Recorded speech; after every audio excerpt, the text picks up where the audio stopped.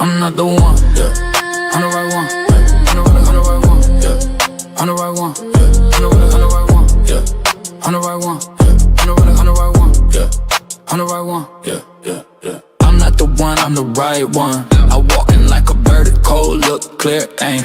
You wanna smoke, I heard it. You talk big, all wordy, all bark, no bite. You can't win this fight. I seen your hand shake when the room got quiet. I don't need a threat, I bring it, then I write, yeah. Tick, tick, hear that whistle, step too close, get the missile. Blood in my eyes, stealing my jaw. Say my name once, then stand by the law. I'm not the one, yeah. I'm the right one, yeah. I'm not the one, yeah. I'm the right one, yeah. You came for when you left with none. I'm the right one, yeah. I'm not the one, yeah. I'm the right one, yeah. I don't just a crowd, I let them come. I stare here hard like a loaded drum. You keep on talking, I keep on moving. Your chest gets loud, but your legs ain't proving. You want that title, you want that crown. I take one look and I shut it down. I crash when the flow gets mean. I came in clean, let the scene pristine. Tick, tick, hear that whistle, step too close, get the missile. Blood in my eyes, stealing my jaw. Say my name once, then stand by the law. I'm not the one, yeah. I'm the right one, yeah. I'm not the one, yeah. I'm the right one, yeah. You came for when you left with none. I'm the right one, yeah. I'm not the one, yeah. I'm the right one, yeah. I don't bend, I don't break, I don't flinch, I don't fake. Every shot you throw just feeds my pace. Every lie you spit, I put back in your face. I'm not the one, yeah. I'm the right one, yeah. I'm not the one, yeah. I'm the right one, yeah. I'm not the one, yeah. I'm the right one, yeah. You came for when you left with none. I'm the right one, yeah. I'm not the one, yeah. I'm the right one, yeah.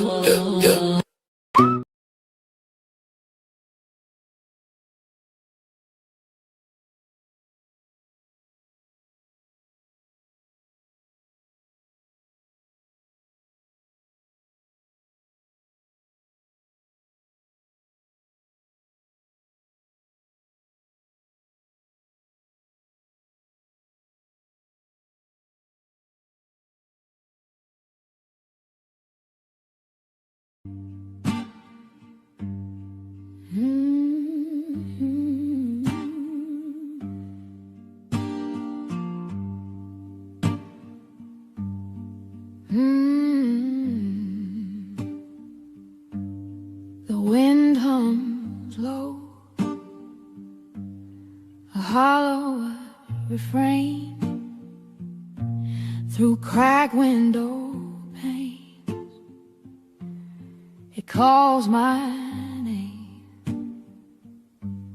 The clock ticks slow, its echo stays. Each moment drags, then slips away. Blue curtains are hiding all my pain. Blue curtains are dancing in the rain.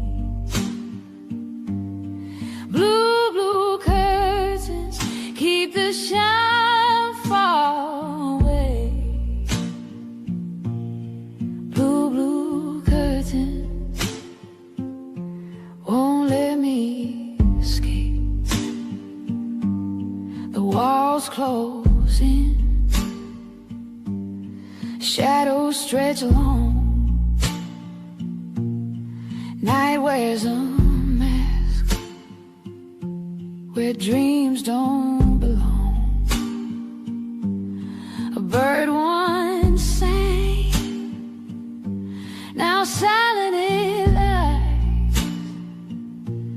The sky holds no stars, just clouded sighs. The pain's a prison, the glass cuts deep, eyes wide open, yet I can't sleep. Blue curtains are hiding all my pain. Blue curtains are dancing in the rain.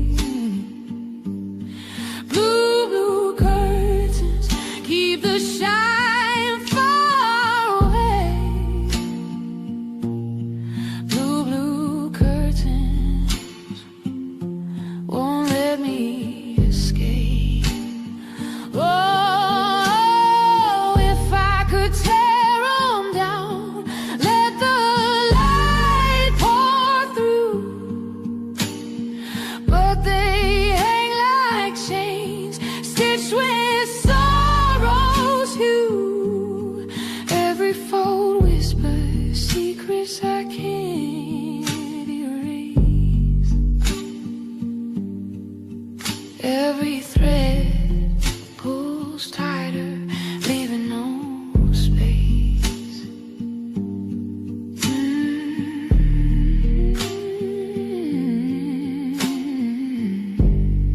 I do. Y'all know how I do. I'm on that bullshit again. Let me tell y'all a little story about me. In the boxing world, my name is Mr. IOTBA. The acronyms for IOTBA is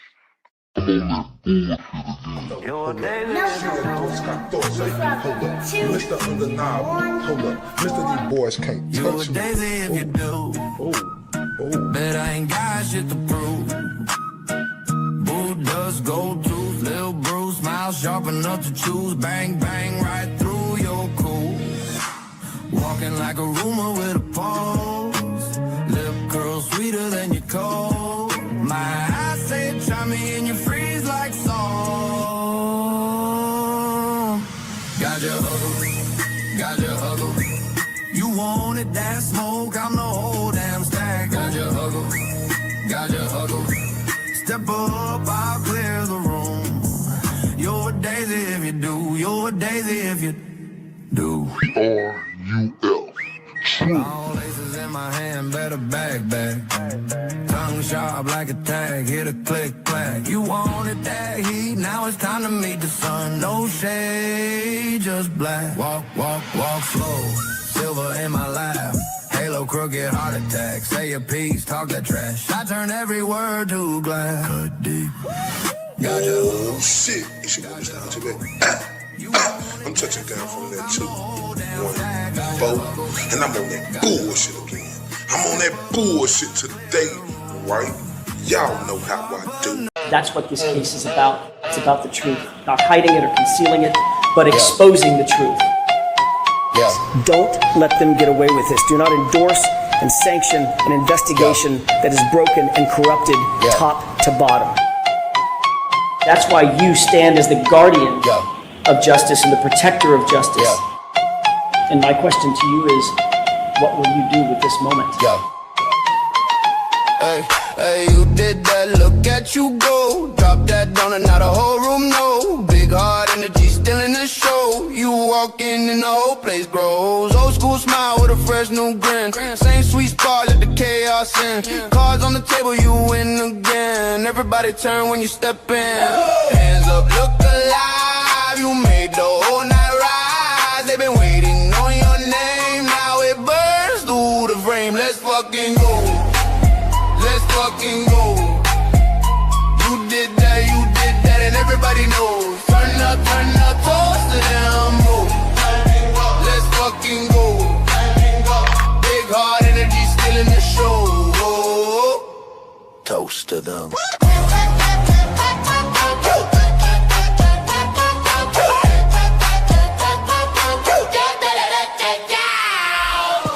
I will not be silenced, and we will continue on our journey for justice for John O'Keefe and for Karen Reed.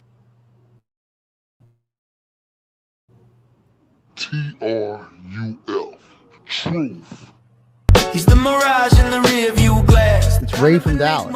Let slip past. Was he here? Was he there? Was he ever mine? Ray from Dallas? Just a trick played by time. This dude is savage as Is he fuck. real or just a dream? What up, Ray from Dallas? Ray from Dallas, tell me true. Are you the He's man fun. or the man I knew? Hi, Ray. This appears to be a black man. Ray from Dallas. Let's take this walk. Is he real or just a dream? Falling stars or a laser beam? Ray from Dallas, tell me true? Are you the myth or the man I knew? This dude is savage as fuck.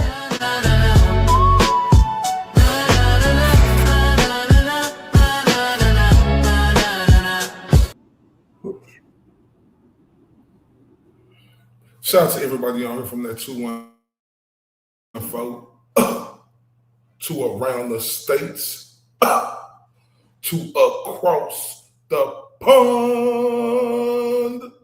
Salute.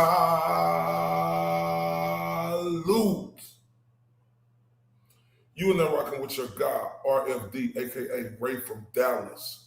And I want to say, ladies and gentlemen, welcome back. I want to let everybody know I appreciate everybody on here who able to tune in, you know, when they can. Man, it's much appreciated, and I'm so gracious for the people who do watch these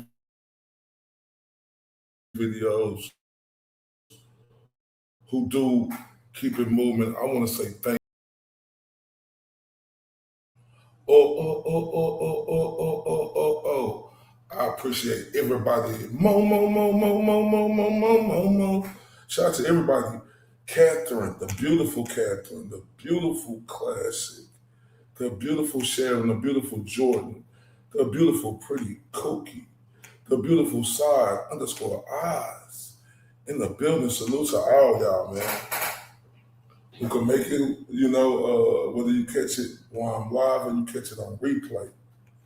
I mean, we're going to keep the emotion going because that's how we coming. Because one thing I told y'all, I really mean this about going hard at this injustice and corruption, right? Everything else is secondary. And that's the message I'm going to keep on pushing, right? Because I want to tell y'all this, and y'all can riddle me this and riddle me that. You could do a good deed, right? But you could turn out to look like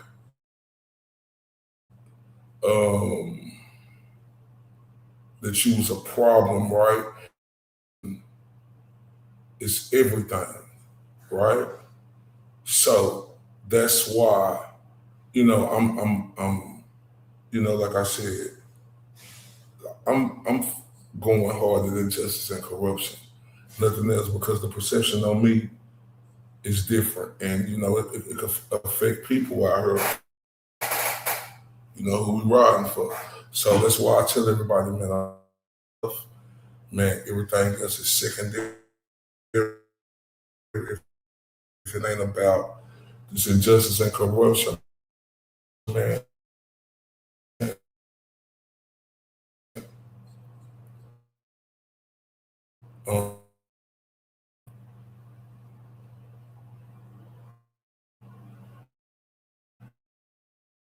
I try to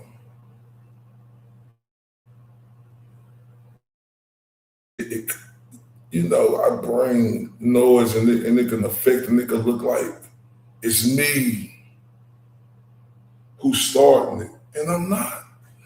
So, and I ain't speaking on it, I ain't getting in it, I ain't in it. And I just don't want the perception to just come back and then, oh, it looked like, oh, well, I'm just praying for peace. But shout out to everybody in the building. Shout out to the General MC Kazi, that's my guy. Shout out to who else I see there? Some boogies in the bit. Oh, look, wait a minute. Shout out to Emily C. Do in the building. Now hold up, y'all. I'm so glad. You know, the beautiful SH Boogies is in the building, right? Because I want to let everybody know.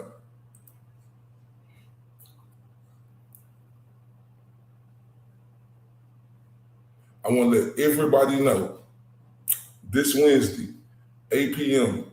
Eastern Standard Time, I will be on this absolutely gorgeous woman and handsome gentleman, right? You have Boogies, we call her Bugs, and you got True Crime Keith, and everybody call him Keith. And I'm so honored, right? Shout out to the beautiful 420 in the building to be coming on their show this Wednesday, 8 p.m. Eastern Standard Time. So everybody, make sure y'all show up like, she is absolutely stunning. And ladies, y'all got, I got True Crime Keith. Y'all got I Can't Do the Look at That Way. And when I tell y'all, they are amazing.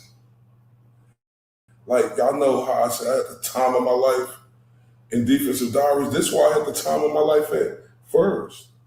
This why, like whoop-de-whoop, and shout out to the beautiful classic. It's because of her. So I just ask everybody, if you got the time, this Wednesday night, 8 p.m. Eastern Standard Time, y'all gonna catch me on Shit Boogies. If somebody could drop that link, classic, I will definitely pin it so it could be right there all night so everybody can go over there and shut up.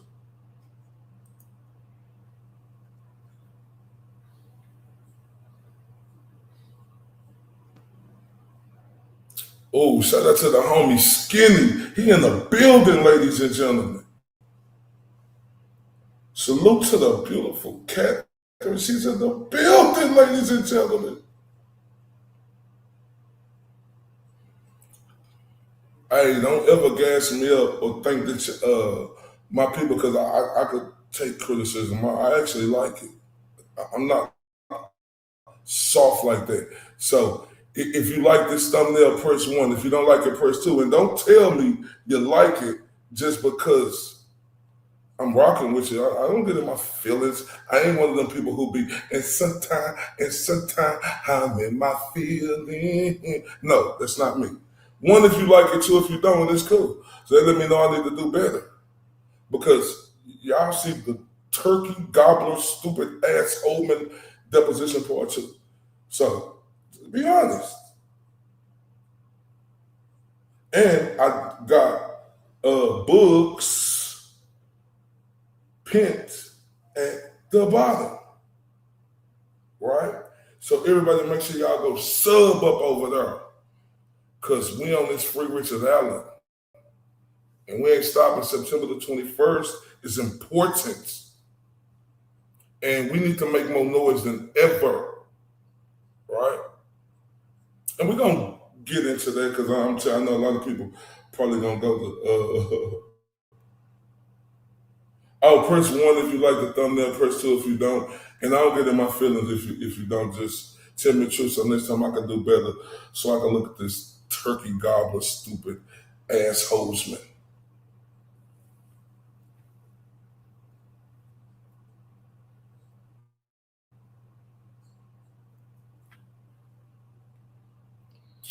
Now, before we get started, y'all, I just ask everybody, please, could you please like? Could you please share?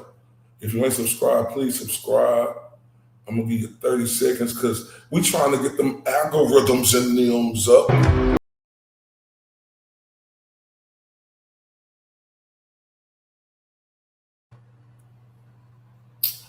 Ain't that the truth? I say, oh my. AZZHOLMAN Deposition Part 2. His testimony got me furious. Let's take this walk.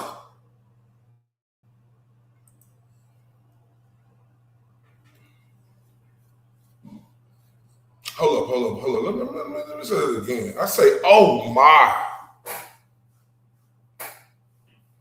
I say, AZZHOLMAN Deposition Part 2. His testimony got me furious. Let's take this walk. Oh, thank you, Emily. I'm going to do better on thumbnails. I like the good criticism. Shout out to everybody, man. I love y'all to death. But this I have no soul piece of shit. Oh, he gonna get this work today. So I say,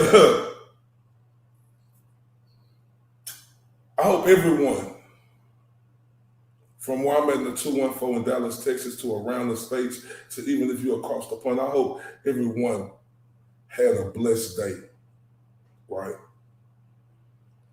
Because I got to tell you, right, after watching AZZHOLMAN Deposition Part 1, it was time for Deposition Part 2. And I couldn't wait to get back on her immediately. Now listen.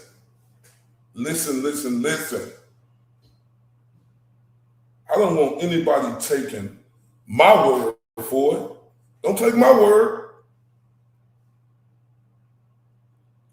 Watch, listen to the deposition yourself.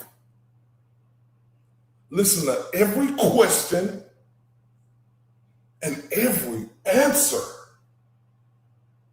Then I want y'all to come back and tell me if you walked away feeling the same way I did.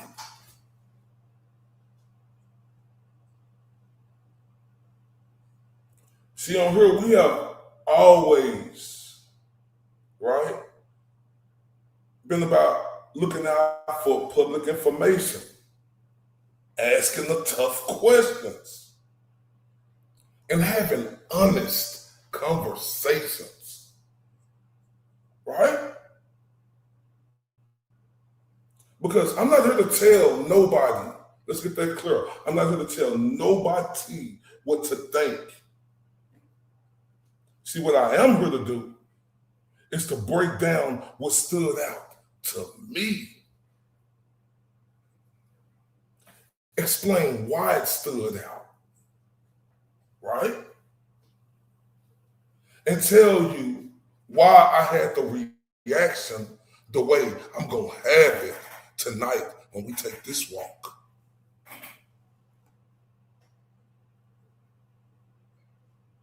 As I got ready and watched, this turkey gobbler neck piece of shit Deposition Part 2 getting ready, I kept asking myself, what the fuck are these answers?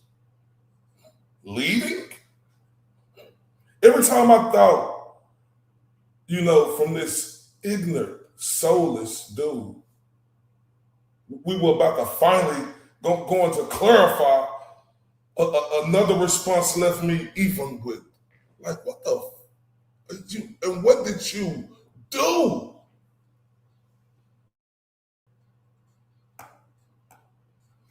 It's frustrating, everybody. Super frustrating, right? Especially with me not having no idea about this case until a month ago. I'm going into my second month on knowing about this case.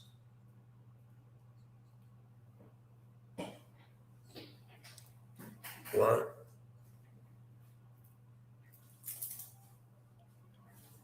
And I'm angry, right?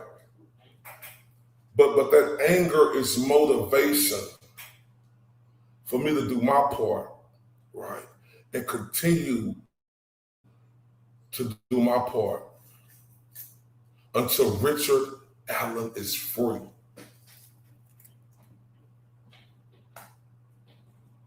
That's why September the 21st, ladies and gentlemen, is so important.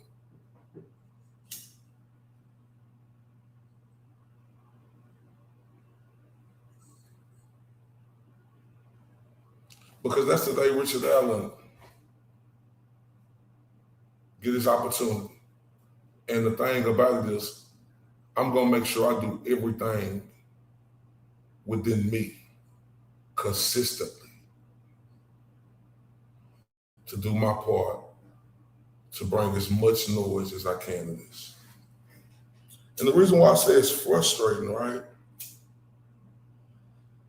Because I can't believe I didn't know nothing about this case. And I'm mad at myself, but I can't fault myself because the Karen Reed case was so intense, I couldn't see nothing else. I wasn't looking for nothing else, but it just didn't. It should have, but it didn't. So I'm like, for me, understanding and not knowing everything, but oh my God, when I tell you classic, it's like an angel on my shoulder, right? Leading me the way. I remember, I'm like the little shop of horror, right? And I mean, and she Seymour, I say, feed me, Seymour, feed me.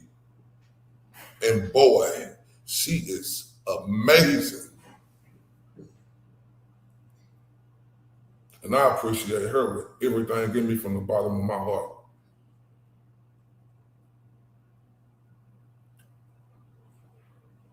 But I'm confused, right? With this world that we live in, because like I tell you, going over this case is changing me, not for the bad, but for the good, right?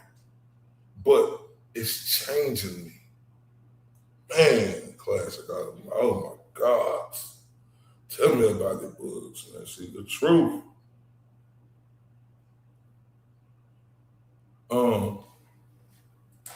That it wasn't no noise. Like it's much inconsistencies and bullshit and railroad in this case. When it's smoke, it's supposed to be fire. And that bitch should have been lit all around the motherfucking globe with this case.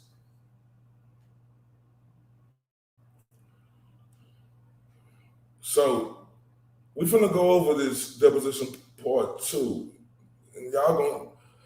And we all gonna have a lot of moments that's gonna catch our attention, like the testimony that's just gonna stand out the most, and why this fucking deposition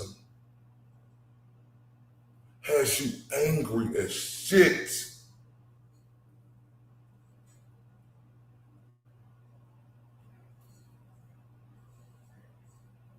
And if you're new here to this channel, welcome to RFD family, right from Dallas.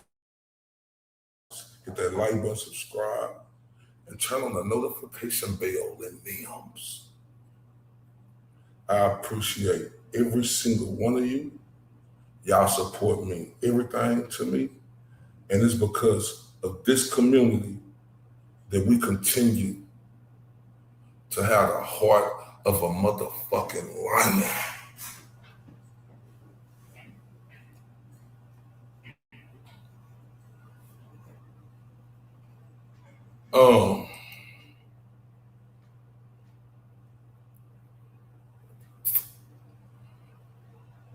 I'm mad as a motherfucker, but once again, hold up. Let me say it again.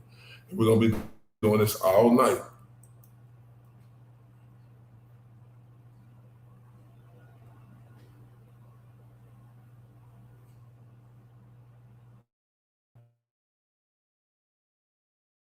This Wednesday, 8 p.m. At the bottom, go subscribe to Bugs and Keep Cranks and Free Karen Reed come together. The introduction to our Delphi series with Ray from Dallas. Oh my, I can't wait.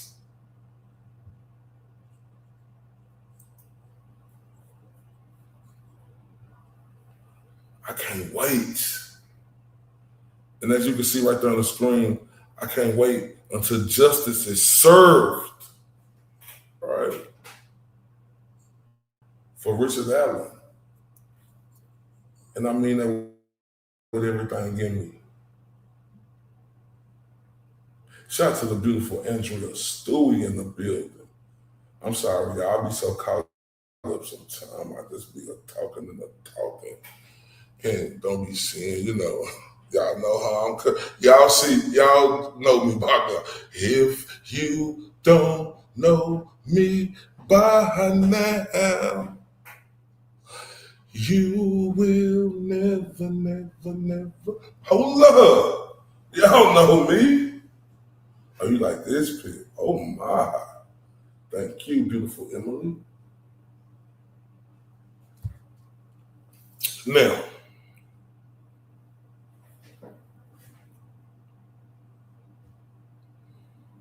this piece of shit, Doug Carter, right? A piece of shit.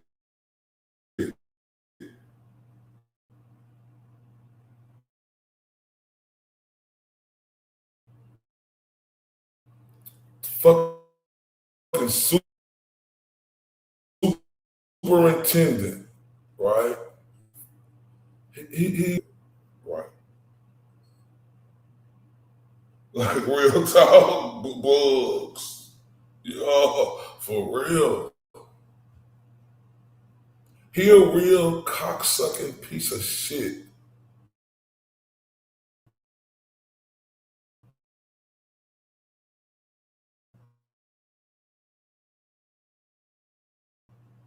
This leave it to beaver looking motherfucker is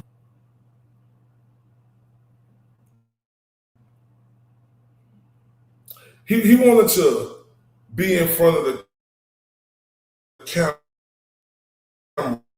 take a picture, click.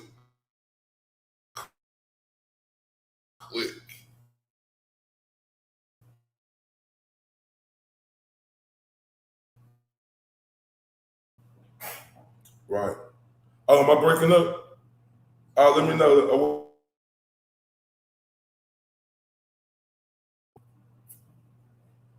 Damn, I hate I'm gonna be breaking up. Okay, cool. Shout out to Don't Talk while I am talking.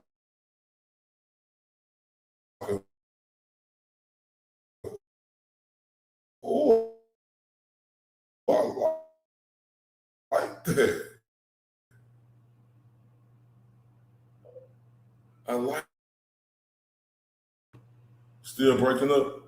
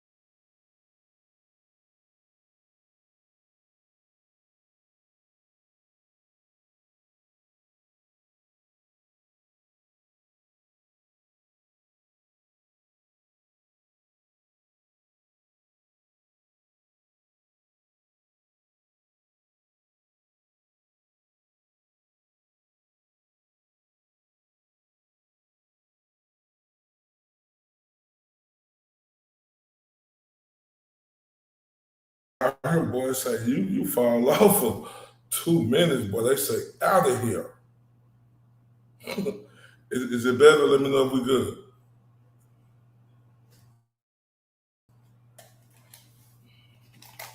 Let me know. I'm gonna rock regardless. I know I'm gonna get it right.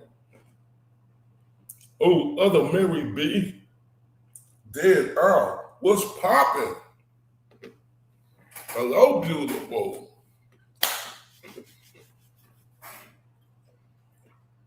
I want to make sure we good now. Because I don't want no more technical difficulties. We might have, okay. So look, this disgraceful piece of shit, leave it to beaver looking motherfucking Doug Carter. He is the worst cock-sucking, poodle face piece of shit you can ever think of, right?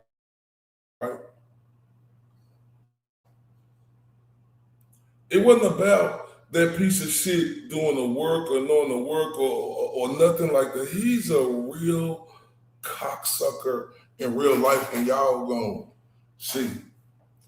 As you heard, AZZHOLMAN Deposition.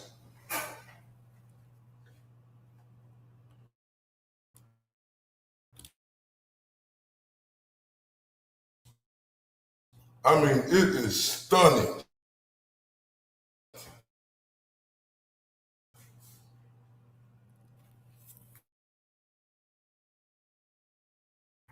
I'm talking about, dude.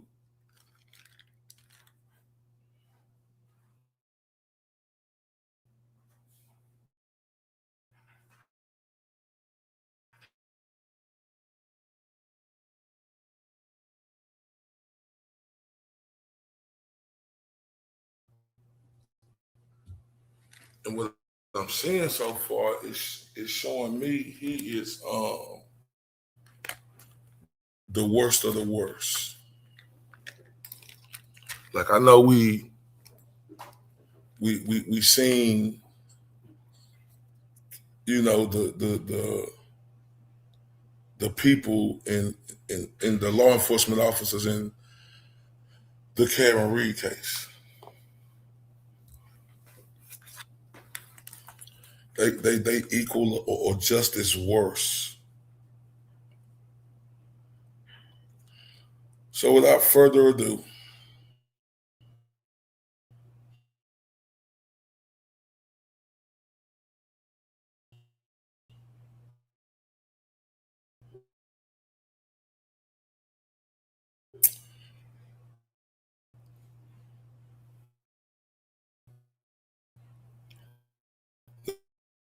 let's get to point.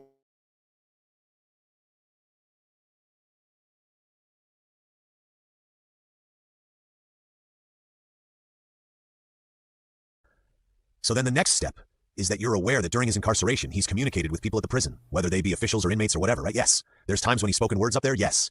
Do you believe that there are people that are monitoring him on a consistent basis? Yes. Why is that happening? It's my knowledge that he's placed on different levels of suicide watch. Do you believe that they are monitoring when he's not placed on suicide watch? Somewhat. I believe he's monitored all the time on video. But as far as physically with correctional officers, I believe it's just when he's on some sort of suicide watch or companion, suicide companion. Are you familiar with this? I'll call it companion program that they have employed at the prison? Very little. What do you know about it? I know that they have a program that inmates go through, and they're trained to sit with prisoners that are contemplating suicide. So they only have the companions when they're dealing with suicidal prisoners. That is my knowledge. I may be wrong, but that's what I was told. And who told you that? Correctional facility. I don't remember exactly who. So with regard to his communications with other humans, non-phone communications, are you aware of any information that suggests that Richard Allen has said anything specific about his involvement in this case? Yes. What is that information? We haven't interviewed him yet. Do you want me to answer it? Yeah, you can. It was documented that he stated he used a box knife to kill the girls and that he disposed of that box knife, box cutter, at the CVS in the dumpster. And do you know when this conversation took place? Not exact. Generally, probably the same time frame as we're talking about, March, April, May. So who is it that you believe this communication was made to? I don't know the correctional officer's name. Could have been an inmate too. It's that list that I told you about earlier, and we're in the process of, you don't know if it was a CO or an inmate? I believe it was a correctional officer, but I would have to go back and look at the notes. And you think this statement occurred sometime in April maybe? I'm going to say March, April, May, same time frame. There hasn't been any real follow-up with it yet? We're working on it.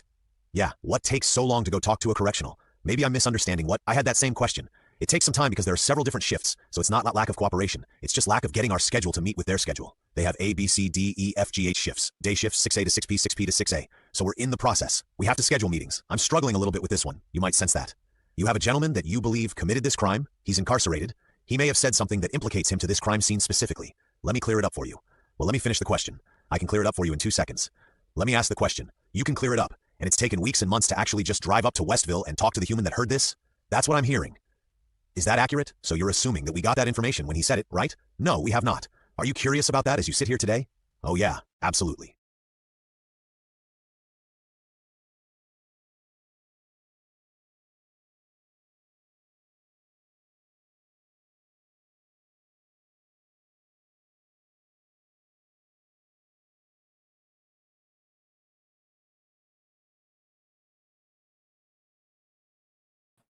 Oh, I'm sorry, y'all. So then the next Sorry, y'all. I was having technical difficulties. I won't have them no more. Let me know if y'all can hear me now. I'm pretty sure we won't have them problems no more.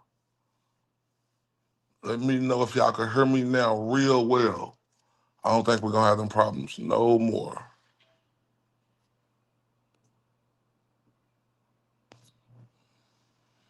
Can y'all hear me?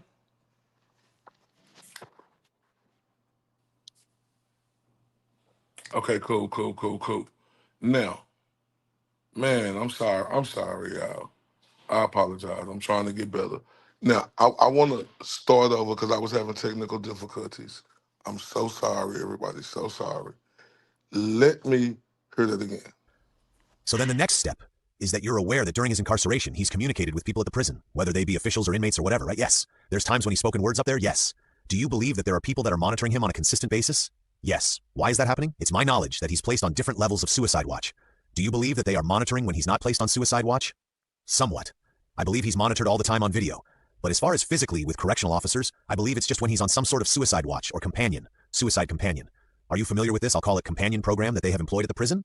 Very little. What do you know about it? I know that they have a program that inmates go through, and they're trained to sit with prisoners that are contemplating suicide. So they only have the companions when they're dealing with suicidal prisoners. That is my knowledge. I may be wrong, but that's what I was told. And who told you that? Correctional facility. I don't remember exactly who. So with regard to his communications with other humans, non-phone communications, are you aware of any information that suggests that Richard Allen has said anything specific about his involvement in this case? Yes. What is that information? We haven't interviewed him yet. Do you want me to answer it? Yeah, you can.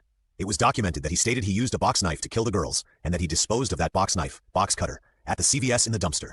And do you know when this conversation took place? Not exact. Generally, probably the same time frame as we're talking about, March, April, May. So who is it that you believe this communication was made to? I don't know the correctional officer's name. Could have been an inmate too. It's that list that I told you about earlier, and we're in the process of, you don't know if it was a CO or an inmate?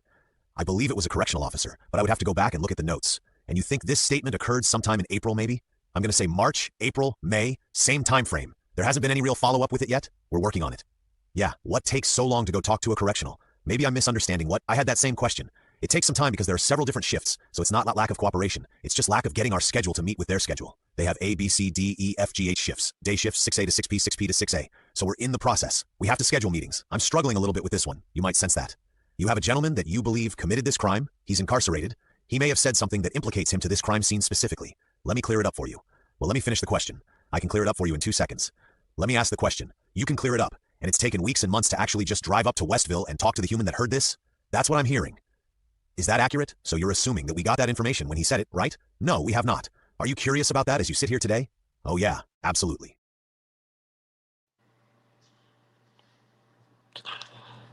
So as you see, this ignorant ass dude, right?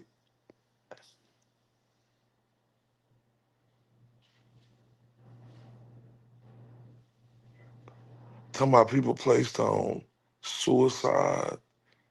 You know that they say they heard him say something, but he say he ain't been up there.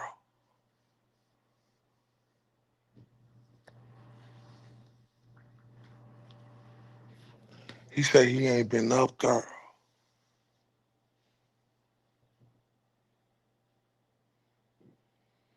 And have you heard anybody say anything? Have Richard Allen made said anything about doing anything else? He said, yeah, up there. He said we can't get our schedules right, so y'all see how this playing out, right? Um, we too busy. We can't go up there. This is a big old case, but we too busy. I don't got time. I gotta go do something else.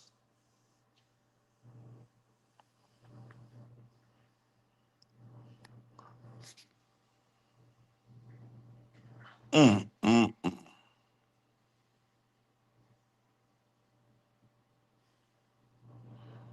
Do y'all understand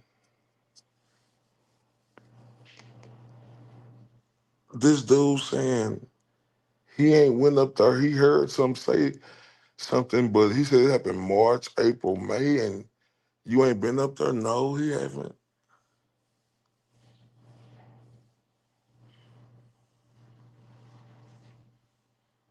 Yeah, classic say, too busy to investigate a double homicide of kids.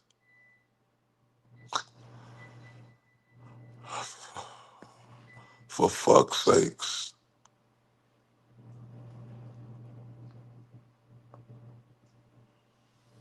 That's crazy work. And y'all look, this case was overlooked, right? And let me tell you why. It was overlooked, and it was held hostage. No cameras in the courtroom. I'm gonna keep saying it. Defense handicapped, right? Because this is his deposition, right?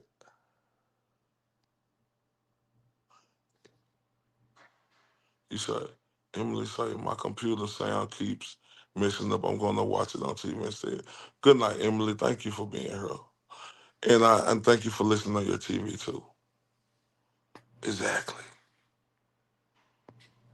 That they wanted it that way. My favorite Canadian sister, you heard of the beautiful Catherine? They wanted it that way. Listen, y'all, go back and listen to the first part. In the first part of the deposition, Cuz didn't want to spend money on what the fuck was that? Polygraph? Yeah, polygraph. Or something. He didn't want to spend money on that, but they, like my dog Skinny was telling me, this case cost $4.2 million. Dude spent an enormous amount of money on a podium that malfunctioned.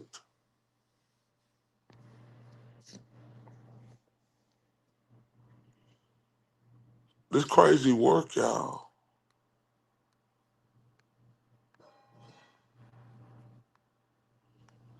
They did nothing. He did nothing.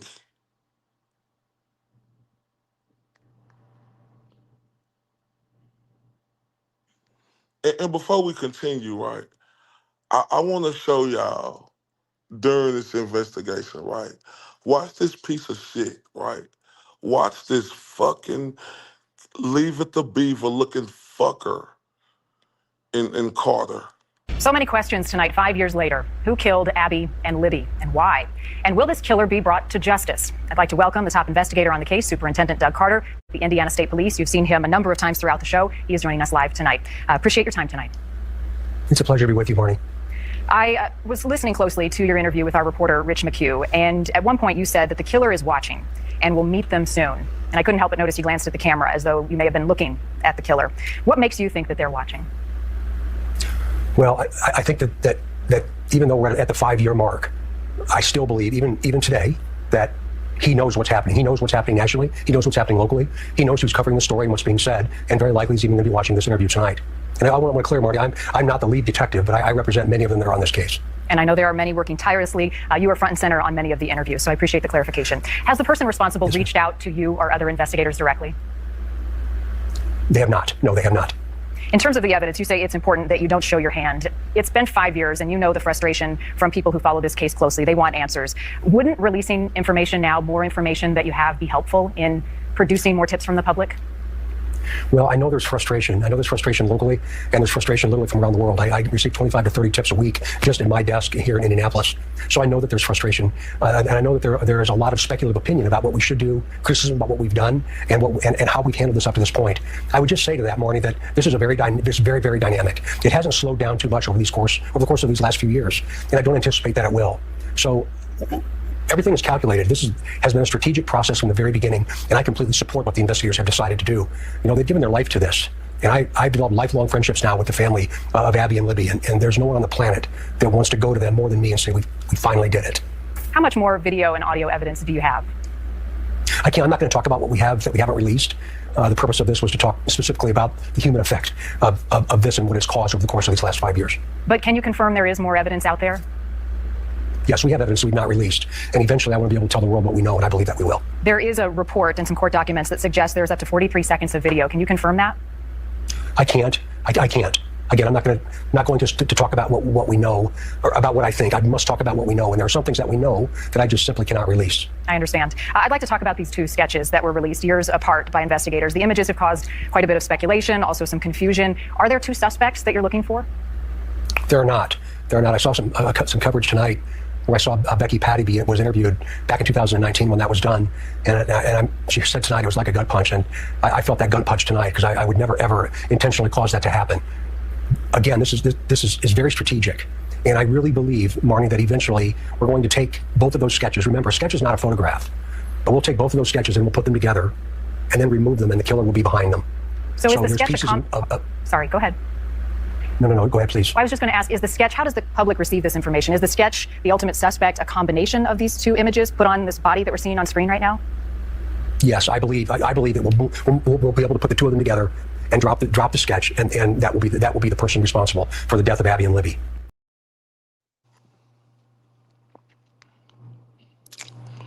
You hear this cocksucker? Man, shout out to her. Right, shout out to her. Because he say, oh, I'm not the lead investigator. Well, what the fuck are you doing on TV, pussycat? You coward-ass dude. What you doing on TV? We don't want to hear from your bitch ass. But y'all know why we heard from his bitch ass? Because this, like, classic say, lizard-looking, illiterate motherfucker, he's smarter than AZZHOLMAN, right? It makes sense to me now. Because when you listen to AZZHOLMAN in his deposition, he would have been eaten alive.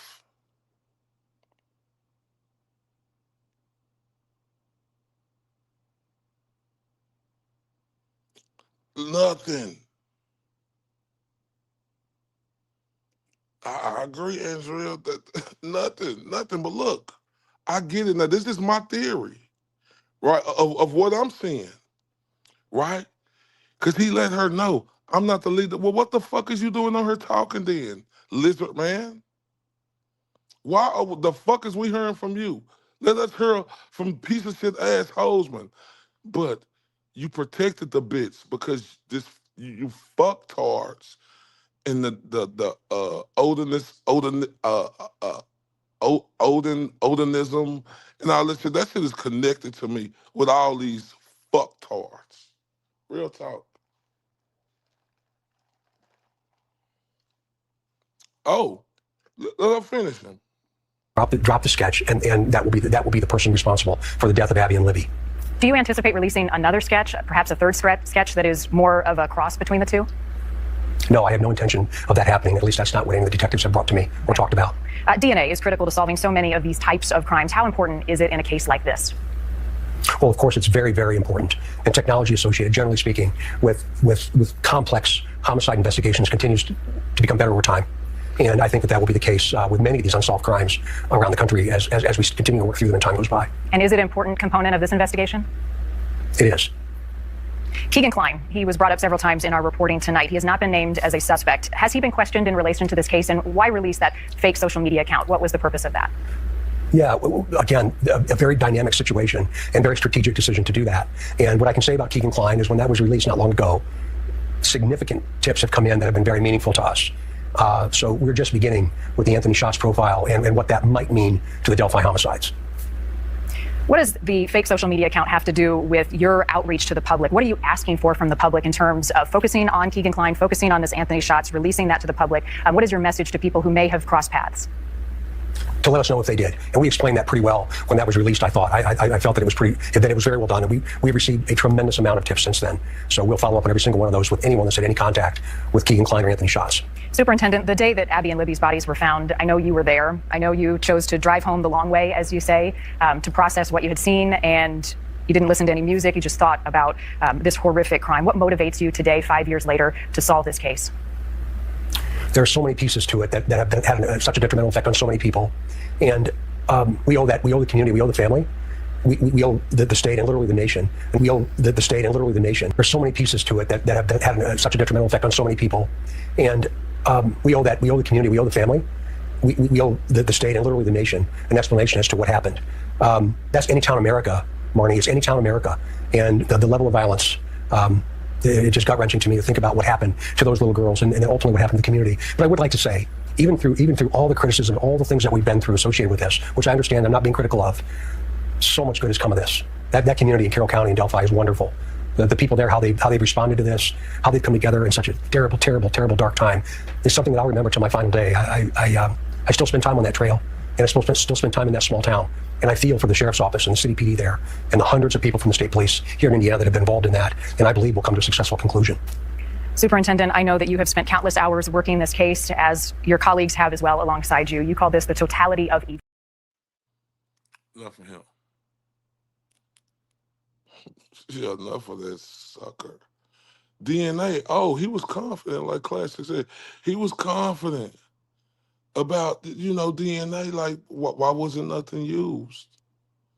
Off's covering it up is the motive. Exactly. The families, not family. Yeah, piece of shit. Oh, we. He said, you owe them to find the truth. These morons leaving the real killers after it's beyond disgusting. Yeah, I'm with you. I say it's overly disgusting, but I like that beyond disgusting. Facts.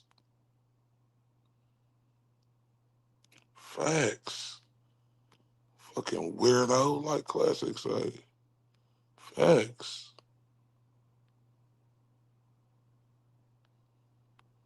He look exactly like the drawing of the one with the hat. Oh, yeah.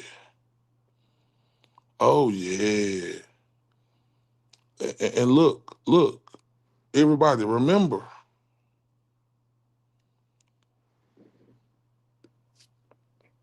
he said criticism. No, bitch, you're sweating. Right? Now, look, y'all, the 43 seconds. Like in a case like this, is you going to hold that type of evidence if you got that type of evidence to put out there? That's what I want to know.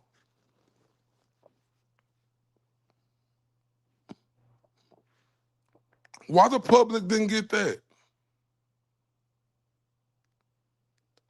Why the public didn't get that? Why was that such top secret? I want everybody to think about that. In a case like this, you want to explore and put that out there immediately, right? And they was holding back. Man, it's a lot to this because this is the same guy who said, and I was looking for that clip, and I'll get it another time. I ain't gonna be able to get it today. But just remember, he said, if you don't like the way this investigation going, leave this country. And I tell him, fuck you. I tell him, fuck you. You piece of shit. You lizard, leave it to beaver looking motherfucker. Fuck you. Right? So this was a plot plan. Basically, the pressure got too much for these cocksuckers. It got too much. So you know what? it was time for the cocksuckers, right? It was time for the cocksuckers to just say, fuck it, let's just start. This is my what I'm getting, right? It's just when a cocksucker start, like, damn, you know, they know each other, the ties, right? Especially when you look at this entire case, people involved, when the evidence is so overwhelmingly pointing in other people's ways, right? Mm, mm, mm. Yep. Now, look, I'm not gonna lie to y'all now.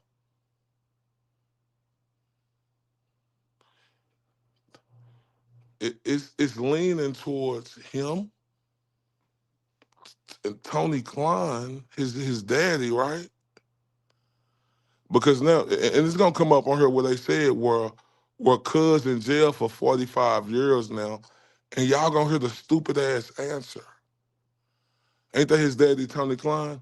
Like, y'all gonna hear the stupid ass answer, right? Stupid ass answer, right? And remember, I want y'all to remember they said about um oh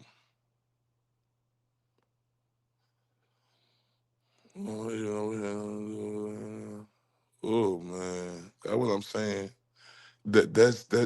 Hey, look, that's when the little pudgy piece of shit was smaller, and that's his bitch ass. That ain't that the Tony Klein dude, or one of I think. But just understand it ties into a world. Like, once you hear the stupid ass shit he say later on in his deposition, it's no way this case should have ever seen the light of day when it came to Richard Allen. They all tied in into some, this shit right here real. And them motherfuckers plotted this. Listen, wait till you hear him when they talk about the, when the, he talked about the voice and stuff. Like, they didn't want to spend money on the voice. Wait till y'all hear all this shit about the this shit is, this, I'm telling y'all right now, I am blown out my motherfucking mind that this case even seen the light of day. But y'all remember, what was his Facebook name? Was it Shots or something? Did y'all hear that lady ask him, he's a suspect, and, you know, wait till y'all hear the stupid shit. It's gonna come up. Let me take this cocksucker off. I just want to bring them up, right? Because this shit is crazy. Crazy. All right, let's continue. Let's go to the next clip. No. Was there any evidence to suggest that there was a box cutter involved in the crimes in this case? Yes. What's that? The wounds, obviously. Both girls they're incised wounds or whatever. They're what? They're incised wounds? Incisions? Yes. Is there anything beyond that forensically that suggests that, hey, this was a box cutter versus some other type of sharp object or metal object? No. Just the autopsy referred to it as a sharp object. Is there any type of investigation involving that circumstance, like the way the wounds look versus that type of an object? We've looked into it, but they can't tell us. No conclusions? Just sharp object is basically all we're getting. Okay, any information from CVS or surrounding surveillance cameras to suggest there was ever a box knife disposed of there? If we had that information, we're still going through it. I don't know where we're at on that. In what form would you expect to have that? We all know people don't monitor their trash. Oh yeah, they do. Okay, they do give box cutters to their employees. We know that. We know what kind. Okay, anything else that suggests that Richard Allen ever disposed of anything? Up to this point, no. Do you have any surveillance video that you're looking at from that time frame? I'm not sure if we have the surveillance video from CVS at that time. If we do, we're looking into it, but I think we were trying to get it, and there might be some issues there if I remember correctly. So there has been some attempt to recover some video? Yes, that just happened more recently, or did that happen back in, let's say, the fall or winter of 2022 when you started questioning him? We probably more than likely, if I remember correctly, we started asking for documentation, work records, things like that back then. And if we didn't have the surveillance video, which we more than likely might have, I don't know, I'd have to look, then I'm sure we requested it. Do you know as you sit here today, whether or not there's surveillance video from CVS from the time period around this crime? No. And we're gonna get to that. Do you hear this? Do y'all hear this dude? Y'all, listen to me, ladies and gentlemen. This is something you can't make up, right? Like real talk, you can't make this up.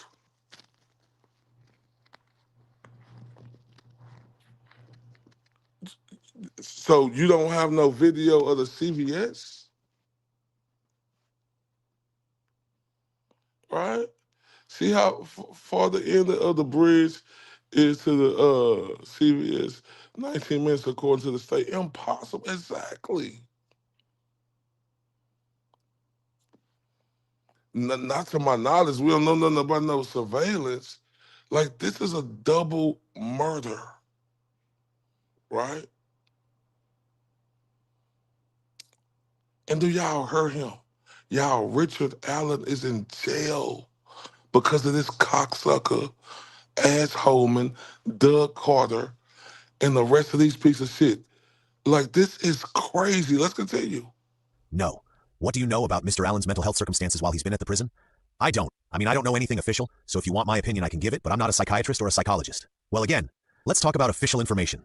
Have you received any type of medical documentation or anything related to medical treatment of Mr. Allen while at the prison? Not to my knowledge, no. Have you talked to any medical providers that have communicated with him at the prison about their interactions with him? No, I have not. Have any of those providers reached out to you? No. Have there been any attempts to try and obtain that information by law enforcement? Yes. What are those attempts? I believe that was information that was in our subpoena that we wanted, that I think the defense said no. Basically, the judge saying that she was going to protect that information? At this point, yes. And are there ongoing attempts to try and get that information? No. What about Richard Allen's employment information? Have you made an attempt to obtain any information from CVS regarding his employment with that company? Yes, we have. And have you received any information? I believe we have. We had to subpoena them as well. I know we were waiting on it. I don't know if we got it or reviewed it yet. To the extent that you tried to recover anything, is there anything that sticks out in your head today that in any way is helpful to this investigation that you've obtained from his employer? Not at this point, no. What? So, have you heard anything about his mental health? No. Have you reached out to anybody up there? No. Like, listen to this cocksucker. That's why this is so mind-boggling. And this is not, like, we got to make noise. Listen to this piece of shit. No. What do you know about Mr. Allen's mental health circumstances while he's been at the prison? I don't. I mean, I don't know anything official, so if you want my opinion, I can give it, but I'm not a psychiatrist or a psychologist. Well, again, let's talk about official information. Have you received any type of medical documentation or anything related to medical treatment of Mr. Allen while at the prison? Not to my knowledge, no. Have you talked to any medical providers that have communicated with him at the prison about their interactions with him? No, I have not. Have any of those providers reached out to you? No. Have there been any attempts to try and obtain that information by law enforcement? Yes. What are those attempts? I believe that was information that was in our subpoena that we wanted, that I think the defense said no. Basically, the judge saying that she was going to protect that information? At this point, yes. And are there ongoing attempts to try and get that information? No. What about Richard Allen's employment information? Have you made an attempt to obtain any information from CVS regarding his employment with that company? Yes, we have. And have you received any information? I believe we have. We had to subpoena them as well. I know we were waiting on it. I don't know if we got it or reviewed it yet.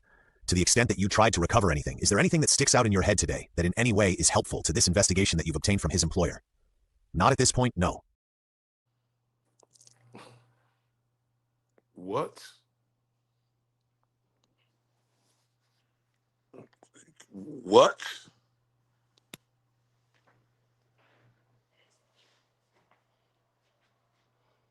Are you still trying to do something about it? Like, he asked him, he's talking about, no. Well, then what the fuck is you doing then? You don't know nothing about his mental health. Yeah, like the class said, only that he was a great worker. You ain't checked about his mental health. You ain't asked nobody up there about his mental health. You just didn't give a damn about nothing, bruh. You didn't give a shit about nothing.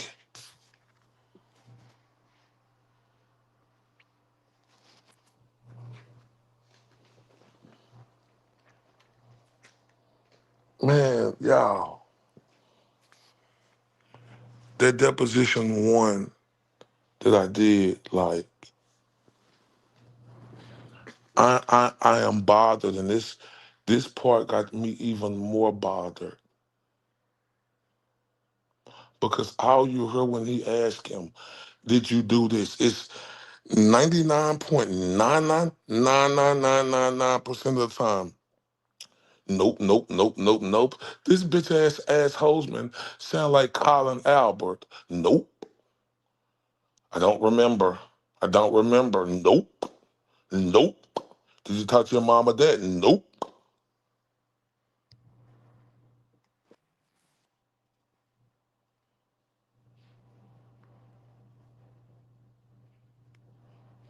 Man, I am not.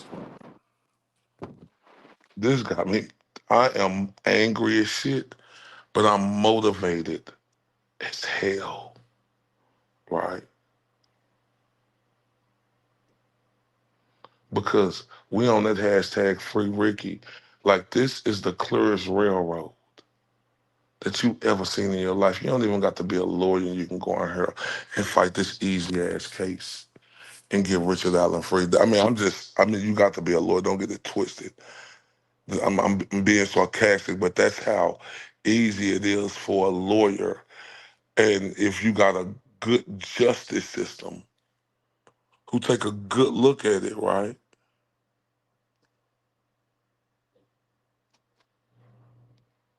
Then they'll know this is bullshit.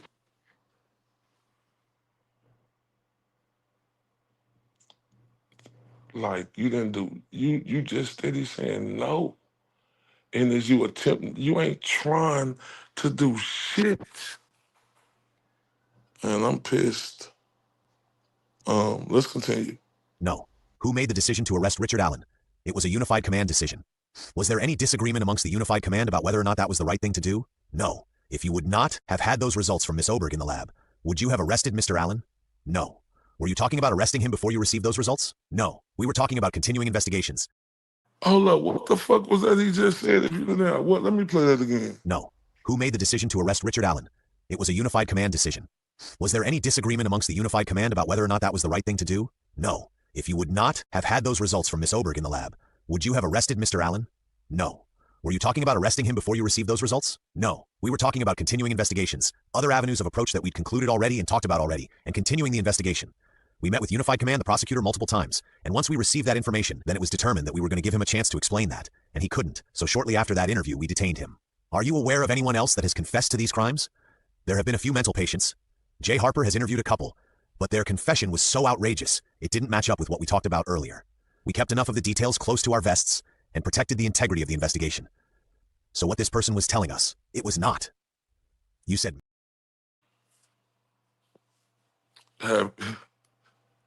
So, would you have arrested... Hold up. Let me make sure I get what he said, just the first part again. This is a quick clip. No. Who made the decision to arrest Richard Allen? It was a unified command decision.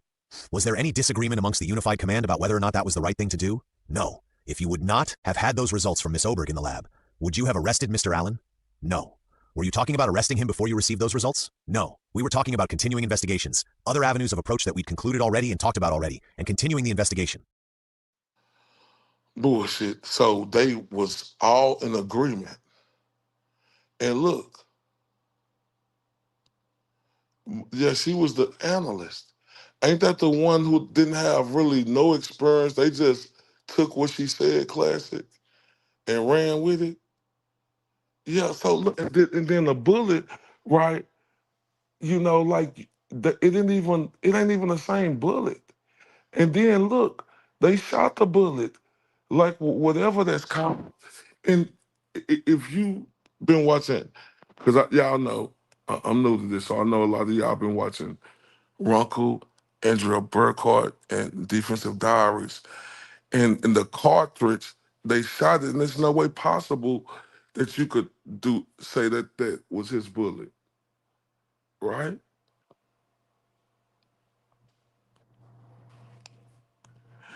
And he just sat up there and said, if the test result come back, this is a bitch who just giving her opinion.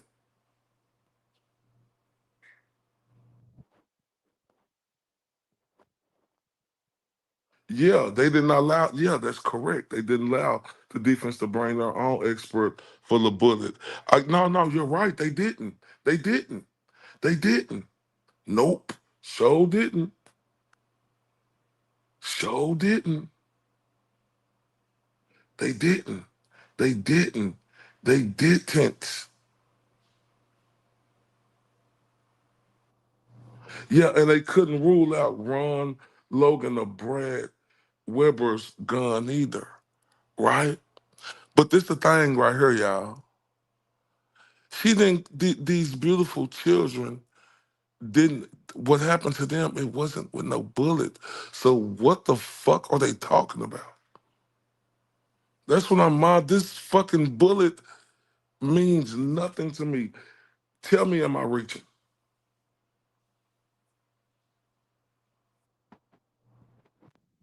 Tell me, am I reaching? What the fuck do a bullet? And the bullet don't even. It ain't even it because it's no way scientific possible as the experts. And I know Runkle is a super expert and Andrea and defensive diaries on guns.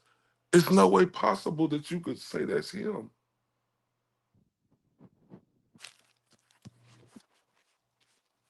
So I want y'all to think about that. Yeah, like, yeah. We talking about yeah, without the bullet, they couldn't arrest Rick. What? What the fuck do a bullet that is not his that they was talking about that was in this secret box, right? Y'all remember the secret box, the whatever, like like what the fuck is they talking about? Like this shit was all planned. Them motherfuckers was getting paid and they was a part of that organization and that's the way they've been doing it for a long time down there. It's just no other way to look at that. Because when you heard all the people who I mentioned break it down, and just even a person who know this, it's no way possible you could put that bullet and say it's Rick. Yeah, for a knife crime.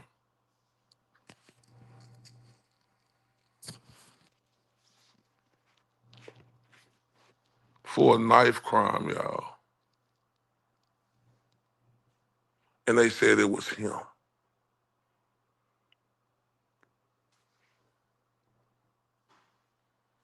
But did you have any other people? Yeah. Yeah, we did, but it's no way statistically or whatever he said possible that we could put them in. Like, what?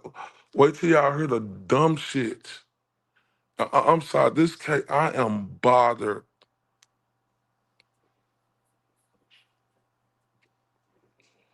I cannot believe this, y'all. I am shocked and fucking bewildered.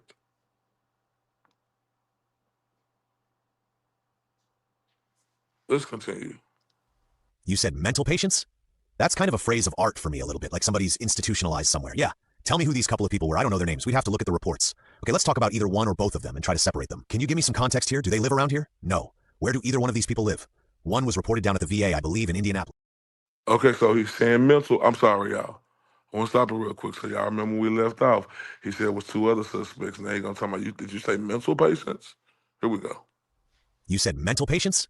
That's kind of a phrase of art for me a little bit, like somebody's institutionalized somewhere. Yeah. Tell me who these couple of people were. I don't know their names. We'd have to look at the reports. Okay, let's talk about either one or both of them and try to separate them. Can you give me some context here? Do they live around here? No. Where do either one of these people live? One was reported down at the VA, I believe, in Indianapolis. At the VA? Veterans Administration. Okay. The other one was in another hospital down in Indy. He's being treated for mental illness. And who would have been the point guard, law enforcement-wise? That would have dealt with these things. Jay Harper, I believe. Is he retired? Not yet. I don't have any context for any of this. No, not yet. Did you talk to either one of these people? No. So you told me about 2. You were a little vague about how many. I don't know exactly how many. Are those the ones that come to mind of significance? Yeah, those are the ones I recall. Any other? Sorry, I cut you off. Those are the ones I kind of partially recall from off the top of my head.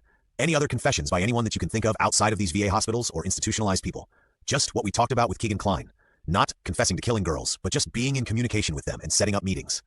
So the idea is that because he kind of implicated himself partially, that he is responsible in some respect. I would agree with that. Am I articulating what you're trying to communicate? Yes. Anyone else that comes to mind that you're aware of? No.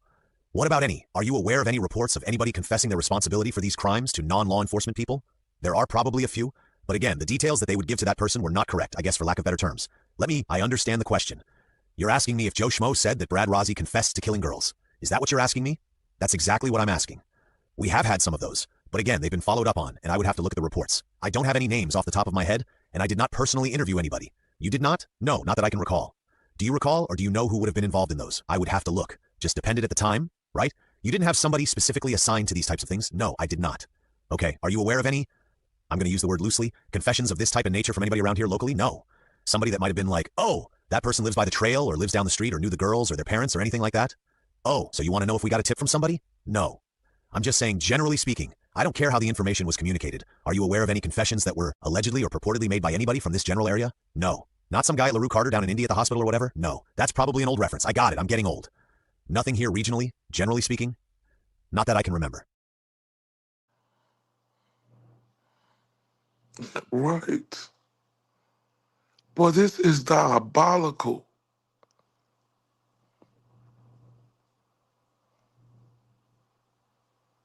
It's heartbreaking. It's heartbreaking. It's heartbreaking. And how these confessions less believable than the killer being Rick. Rick confessions were bull. They were bull. They were bullshit because we know that they were manufactured. You could listen to him and tell. Man, the man was fucking tortured, man. Man, it get crazier than that. This is a little short clip right here. Remember. Let's talk about motive real quick. Have you drawn any conclusions about the motive for this particular crime? I'm asking you about your opinion. Were there, I'll say, people that told you or your staff that they were out there yelling for them? Yes. Family members. I don't remember exactly who, but it would have been the family members when they were contacted early on. Let's talk about motive. Was it people out there telling you who? I don't remember, but it would have been family members. Like, dude, you don't remember who? Y'all, this is the craziest shit I've ever seen. This right here has me angry as fuck, but I'm motivated as shit to make sure I do my part. All right, let's talk about these sketches. So we've asked some of these questions. I'm going to try and short circuit this a little bit. There were 2 sketches that were released to the public, right? Yes. The first sketch I'm going to call the Carbaugh sketch. That is correct. Are we on the same page? Yes. Is it your opinion that Sarah Carbaugh saw the individual responsible for this crime? Yes. Is it your opinion that the image that was created is an image of Richard Allen? Yes. And then the second sketch, I believe, was can I make a statement real quick to follow up on that? Sure. It's my opinion that is Sarah Carbaugh's depiction of what she saw and what her description of Richard Allen was at that time and place. I get the impression that there's been some discussion about this amongst you folks before you walked in here today, right? Knowing that this was going to be part of I knew this would be part of it years ago. Betsy Blair is responsible for providing the information that generated the second sketch, right? That is correct. And do you believe that Betsy Blair saw the person that was responsible for this crime? I do. And do you believe that the image that Betsy Blair is responsible for partially creating, understanding that the artist created that too, is an image of Richard Allen? It is her depiction and her description of what she saw that day and that time? Yes. Do you agree with me that there are some fairly striking differences between those 2 images? I would agree there are striking similarities as well. Or I would disagree and say that there are some differences in the sketch, but that's to be expected. If any person looked at that, just a layperson, do you accept the fact that it would be easy to conclude that they're 2 different people? No. You think that they're very similar? I think in my training and experience, no. I'm talking about a layperson. I'm not talking about your training. I'm talking about if a layperson looks at those, do you think it would be easy to distinguish between those sketches, that they're 2 different people? I don't think it would be easy. I think it could be concluded that it's possible. Possibility. You released these sketches to the public, right? Yes, we did. And you were asking the public to participate in identifying an individual? Yes. And part of that ask, so to speak, is that you might suggest to the public that you were looking for 2 different people. We had to clarify that in one of the press conferences. That was a concern? Yeah. And that concern was driven by the differences in the 2 images. One looks a little younger, but again, if you talk about witnesses, and there's 7 of us in this room, and somebody walked in right now, and we all did a sketch, they'd all be different, right? Because everybody's perceptions about the way things happen are different. right? But when asked, A, is that what you're saying, right? But then when asked later, it's fair to say, if this is the person you saw by showing the actual photo, they say, yes, that's the person with the clothing description. That's the person I saw. It's not the sketch artist's fault, or our fault, or the person's fault that they might not look exactly like the actual photo. What are the similarities between the two in your opinion? Both white males? Both had similar. Well, the sketches, both white males, they're both close in age, one looks a little older. One of the statements by Betsy Blair was he looked younger, but he was older. So she had him saying he could have been older but looked a little bit younger. That was her opinion. So he was skinny? Pretty much, yeah, I guess you could say that. Okay. Were there discussions amongst the law enforcement? I'll say the Unified Command or anybody that was dealing with this issue about the difference between the two sketches? Absolutely. Was that a concern that was so much so you were going to address that at the press conference? It was part of the script, so to speak, right? Obviously, you referred to a layperson. We wanted to do a little bit of education saying this is not uncommon for someone in a different position, different age, different lighting, different angle, to describe someone differently than another person. So focus on the mannerisms. I think Superintendent Carter at that time said, focus on the video, the short video. We said focus on mannerisms, focus on clothing. But these are the sketches that we had and we wanted to give that to the public. So there was a script that was in place to address the concerns about the differences between the two photos. It was a strategy to make sure that the public understood that we believe this is the same person, even though there were some minor differences. In your opinion, they're only minor? In my opinion. Have you talked to anybody else that thinks that some of those differences are more than just minor? Other than you and I? No. Anybody in the community? No. You think everybody you've talked to agrees with you? I think if they don't, I could explain what I just explained to you, and they would understand why there are differences. Yes. Were there concerns that either Ms. Carbaugh or Ms. Blair, that their descriptions of who they saw or what they saw were not quite accurate? No. You were confident that the way they articulated their observations, that they were accurate? Yes, their physical description. Then later, obviously, them seeing the picture that we released to the public saying, that's the person I saw. And those conversations with these two women went on over the course of several years. Frankly, yes. As you kind of refreshed all this, yes, okay. And I never personally spoke to either one of them. But this is fucking unbelievable.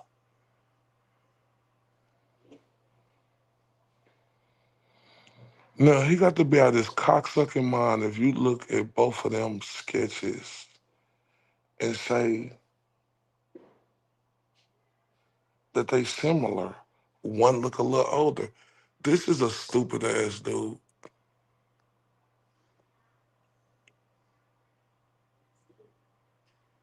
Yeah, the read technique, yeah. This is a stupid ass dude. Possibly it's a possibility. Bitch, you don't make convictions off a possibility. And then, look, y'all, this was crazy. He mentioned this junkie, right? This junkie, right? Like, look, check this out. Look what the junkie Sarah said. Have you seen the picture in the news? I mean, you've had to see that in there. I have. I also try, I have, but I try really hard also not to look at it too much because I tell him afterwards, and I just remember the mud. Okay. And I don't want to, I'm trying to describe what I remember seeing. Well, in previous situations I've been involved with, I'm sometimes hesitant about having the photo around because you couldn't tell that that's the actual person, but, or then you'd be like, oh, wait a minute, you're showing a picture of somebody. But they know that's the guy. If that picture is sitting right here with us, do you think it would help you? It might. Because we can cheat. I do this all the time. Like, if there's surveillance photos from a bank or stuff like that, we can cheat. If you want to bring that in? Yeah, because it might help me because, it's definitely put it in context. So we don't have to make this hard. We can cheat. No. Let me go get it. Yeah.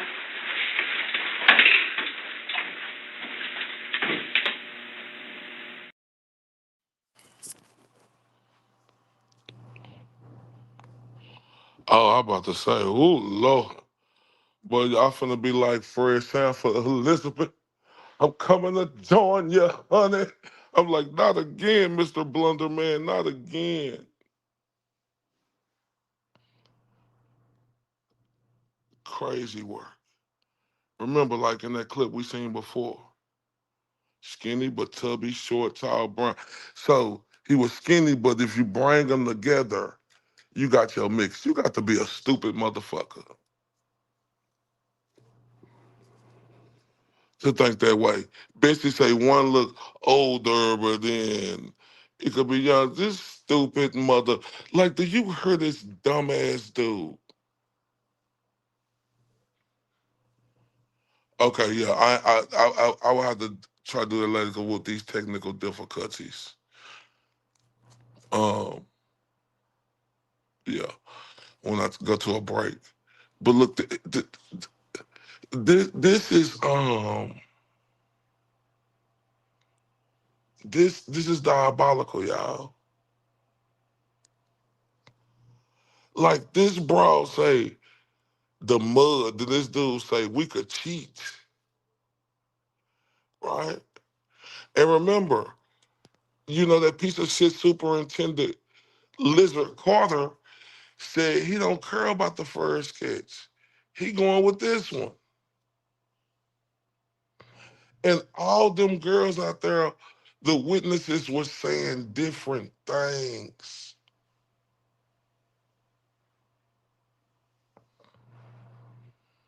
Oh, wait. So, and this is what's crazy right here. The violence in a lot of the people um who you could point the fingers at, they just gave him a slap on the wrist, right? Like Rick Allen was the only one who cooperated, really, right? Everybody else didn't cooperate, and they just gave him a pass. That's crazy, man. I'm sorry, y'all, but this case right here, man, and this next clip too, y'all. Oh, I know this. It's gonna be good, right? Man, whoever did this deposition, I don't know his name, but this dude was outstanding. Watch this. To either one of them. Let's talk about the roles of the agencies here. This is more administrative. So I think I've heard now that basically, to either one of them. Okay, now look, now I know what it is. Oh my God. See, I never heard this until today, right? Dude said, okay, let's talk about the agencies who was involved, right, y'all? So, all the agencies, this dude is finna say something like they wasn't getting along and they couldn't come together and they was this and that. Like, this is the most diabolical, one of the most, all this is diabolical. But when I heard this, I couldn't believe it. Check this out. To either one of them. Let's talk about the roles of the agencies here. This is more administrative. So I think I've heard now that basically, from a material standpoint, a substantive standpoint, the state police, the county, the sheriff's department, the FBI, the U.S. Marshals have been mentioned a few times. Early on, maybe the DNA was kind of helpful. Am I leaving somebody out? Multiple agencies, city, county, even the city here? Oh yeah, we've heard this term unified command. Tell me what that means to you. We established unified command early on with the main departments that were involved, so it would have been the FBI, state police, county, and Delphi City. And the objective there was to make sure that we weren't making any decisions that the group didn't agree on. FBI, state police, county, and the city? Yes. And those are kind of the four heavy hitters, so to speak, and obviously the prosecutor's office. And how were decisions being made? We talk about it, discuss pros and cons, and if that person changed their mind and said, you know what, I thought about it, you're right, the pros outweigh the cons, this is for the better of the investigation, let's do it. And that's how we'd make our decisions. I'm assuming you've been involved in other investigations where there are multiple agencies? Yes. So have there been circumstances in the past where you've been involved where agencies are making decisions just based on what's in their best interest? Yes. Has that been not helpful to investigations? Because of that, very detrimental to the investigation? Yes. Did that ever happen in this case? No. Not decision-making, no. Were there any conflicts between the different agencies about how to proceed with the investigation? One cop and another cop I'm talking about. Yeah, I understand your question. Tell me about those conflicts. At some point later in the investigation, the FBI, Rich Davies had retired, Mike Peasley had been reassigned, and we really didn't have anybody. We had a couple of people, but they were in and out, switching. And at that point, the FBI would come up and say, hey, we're going to do this. We need this information, and then in return, we'll give you this information. Or we would ask, hey, we need to see your report on this or that. And at some point, they weren't giving us the information that we were requesting. And so that caused some issues above. Nothing like you said within the investigative team, but it was brought up in briefings up the chain of command. Majors, lieutenant colonel. Superintendent found out that there was an issue, particularly trying to get a video that I forget what they're called. I want to get the acronym right. But anyway, they had a team come up early on and went around and collected all the surveillance video, documented it, gave us a copy. We were looking for one particular, the Mara Mart or Mini Mart here in Delphi, and we did not get that. And then there were some issues with that. So there was some tension because the flow of information wasn't what your team wanted it to be between the two entities, correct? And then there was some finger-pointing issues. Okay, what was the significance of the video from the Mara Mart? Where is the Mara Mart? I'm sorry. Was it Mara Mart or Mini Mart, Prosecutor McClelland?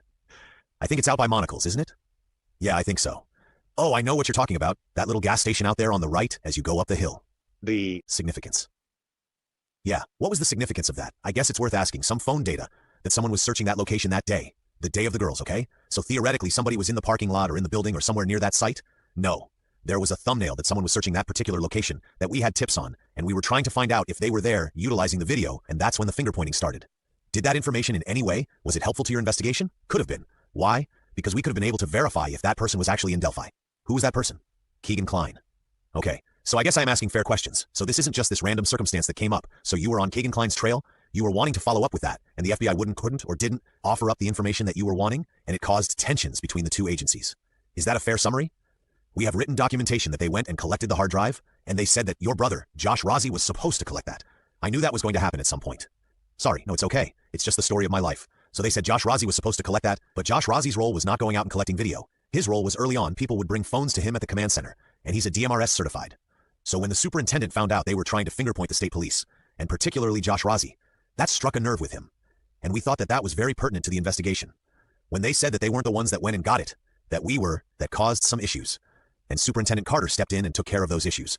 To the best of your knowledge, did he basically tell them you didn't need their assistance anymore? I think you'd have to ask him, but I think his statement was, there's no federal nexus in this. Please turn over all your information to the state police and we'll take it from there. You'd have to ask him what his exact... You didn't have that conversation with these people? No. But he told you what he said? He told me. You're summarizing, and we ended up getting what we believe is all the information that the FBI had. What you wanted? Well, they didn't get that. Okay? Forgive me for being this is getting a little convoluted for me. I know. I understand. So you never did obtain the information that really started this whole conflagration? No. Okay, we attempted to go back, but obviously years later. Okay, I see. So basically he can speak for himself, but he kind of fired the FBI in a way. I mean, they're not working on your case anymore? Well, they shouldn't be. If they are, they aren't giving us information. You're not communicating with any FBI officers about this case? I communicate with them. Occasionally they'll send us tips that they receive, so I'm assuming if they're sending us those tips, that they're not involved in the case. When did this all happen? Just give me a time frame. Right around COVID, so 2021. And they haven't been part of Unified Command since then, I guess, is maybe a better way of putting it. No, and they hadn't been part of Unified Command since Rich Davies retired and Mike Peasley left? I don't know when that was. That would have been 1920, somewhere in there. Were there ever any discussions amongst the Unified Command or extension of that group about concerns about how the FBI handled the investigation when they were initially involved? We had concerns that we weren't getting information. You know, it was like pulling teeth to get a report, and they're 302s, I think they're called. But there were concerns that we weren't getting information that we needed to help, I guess. But as far as the investigation, I think they did a fine job. It's just sharing the information we were having issues with. So some of this incident or circumstance which prompted Superintendent Carter to pull the plug was also precipitated by some other smaller or less significant issues? Yes. They were kind of similar, frankly. Flow of information? Yes. Okay, were any of those problems related to the processing of the statement Richard Allen gave to Lieutenant Captain Doolin? No. Ain't that fucked up?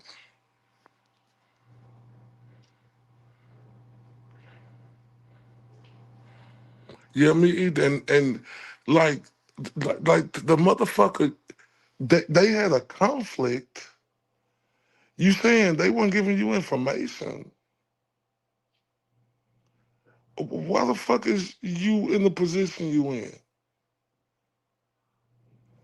Or who really had the conflict? Oh, you saying they give you tips. So you said, oh, you don't believe they working on it no more. Are you kidding me?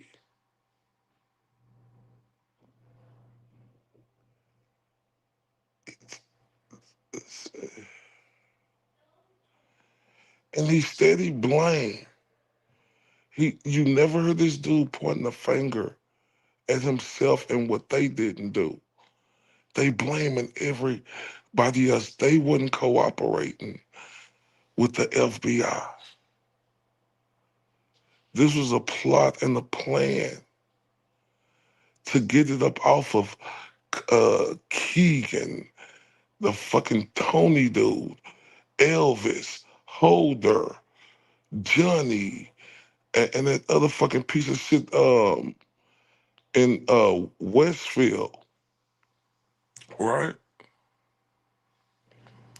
Why the fuck would you kick the FBI out?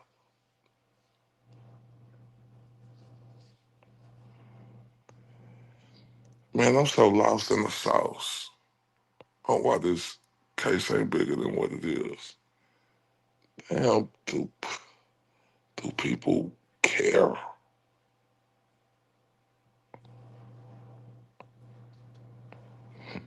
Like this dude said that they was beefing, and then you remember at the end, they said they went to the superintendent, Mr. Hollywood. Remember, he let it be known to that lady he wasn't the lead. But they going to him with this and that. Like, as a superintendent, what the fuck are you doing, fam? You supposed to make sure your workers work with the FBI. But let's continue. This is, man, I'm so stunned on this shit, y'all. I just don't understand. What role did he play in all this? What's that? What role did Doug Carter have in this investigation? Superintendent of the state police. I mean, he was in front of every camera, and that's okay. It's a job. He's very passionate. What role did he play in the investigation itself? Kind of the nuts and bolts. Zero in the actual investigation. His role as the superintendent is to give us the manpower, resources, and funding that we need to conduct the investigation. Now, he's very passionate. It's not uncommon for him to show up at major crime scenes, officer-involved shootings, anything like that. He's shown up at ones that we've worked, just shows up. Hey, what do you need? So it's not uncommon for him. He's very passionate about it. But his role as far as the investigation is zero. He's not an investigator. His role as the superintendent, he makes sure that the state police is providing the necessary resources, manpower. For example, Dave Vito was fully assigned to this investigation because Jay Harper could retire anytime. That was his decision to allow us to bring in a young detective or trooper and teach him what to do. So you use the word passionate. He strikes me as also kind of a very involved superintendent. Yes, very. Is that a fair word? Yes. And maybe he's even a little bit controlling of a superintendent. More so than maybe what you've dealt with in the past? No, I wouldn't say he's controlling. I've told him no, and he's understood. The state police has an information officer that typically stands in front of the microphone and is trained to speak to the public, right? Yes, we do. And I noticed that he took on that role in this case, in some respects, in a more extensive fashion than the press officer. Would you generally agree with that? We had some issues with the sheriff and the superintendent, and we discussed those. And I think if you look at the case as it went on, there were fewer people talking about it. There were some concerns about how information was getting to the public, and you think he was part of cleaning that up? Yeah, we wanted one person. We wanted one voice. We didn't want multiple people talking, because obviously that's when discrepancies may occur. So because he's passionate and well-spoken, we did ask him to do a couple of the press conferences, and he agreed to do so. But the information that he released was, I don't want to say approved, but reviewed by Unified Command. Scripted? There were some things that maybe we didn't want him to say, and he didn't. Let me get back. Just one thing I kind of forgot to ask you about with the second sketch that was released, I think in 2019. Superintendent Carter mentioned in that press conference that, this person could be right in this room. We all heard that, and if we act like we didn't, then we weren't really listening. What was the intention behind that statement? I talked about Pozzopoli and the other guy come. We had them come in and had some strategy with that. Our strategy was to basically, for lack of better terms, call out the person, tell them, hey, we're on to you, we're watching you, we're coming after you, whatever comments he said. But it was strategically pointed toward that person to see if we could generate more information or maybe get him active again and maybe make mistakes, and we would be able to flush a rabbit out of the bush. Yeah, there you go. But at no time was there any suspicion that the person who committed this was right in that room, like from a literal standpoint? Literally, no. So the information that was provided was not done because of the accuracy of it. It wasn't a genuine statement. It was meant for other purposes. It was genuine, but it was strategically planned. Yes. It wasn't accurate. We did not know that the person was in the room. Some people could have surmised that maybe it's the arsonist, right, that likes to watch the fire, but that was not the case here. No, at that time, did you have any suspicions at all as to who you were talking to? As to who he was talking to would be more. We had suspicions on it. Yeah. Was one of them Rick Allen? Not at that time. And we're going to get to his answer in a minute. Right. So, the superintendent has nothing to do with the investigation. He clashing with the sheriff. And that's what I need to understand about who this sheriff was. This sheriff doing the right thing, right? Was this sheriff doing the right thing? Because he was clashing with him, right? And then they say they thought it was best not everybody speak. And since the superintendent, the piece of shit, don't know nothing about the case, put him out there because he's well-spoken, right? And we'll script what he say. And we'll say, hey, the killer could be in this room. And they say, it was strategic. Are you fucking kidding me? You saying the killer could be in this room telling us y'all don't got a fucking goddamn clue.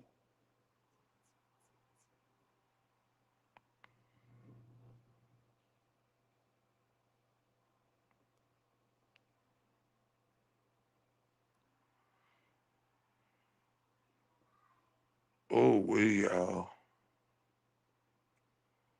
This shit is breaking my fucking heart.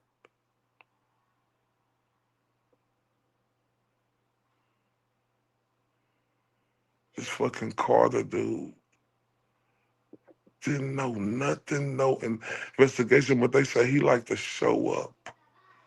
He liked to be with a camera. You see? Because he wasn't doing nothing. But then he clashing with the sheriff, and they say, ultimate decision, let him speak on it. Because he's well-spoken and he's passionate. Well, well-spoken and passionate and ain't putting in no fucking work investigating don't mean a motherfucking thing. That is a total slap in everybody fucking face.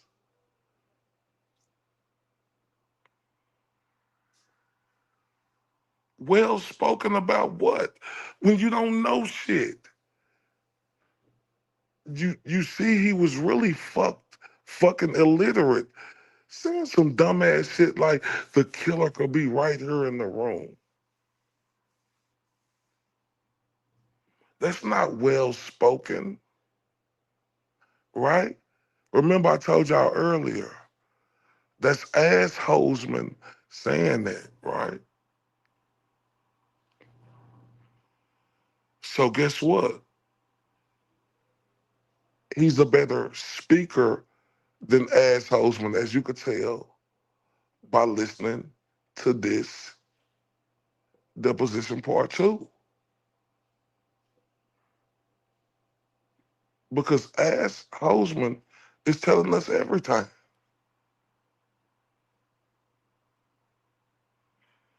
He telling us everything. It's no way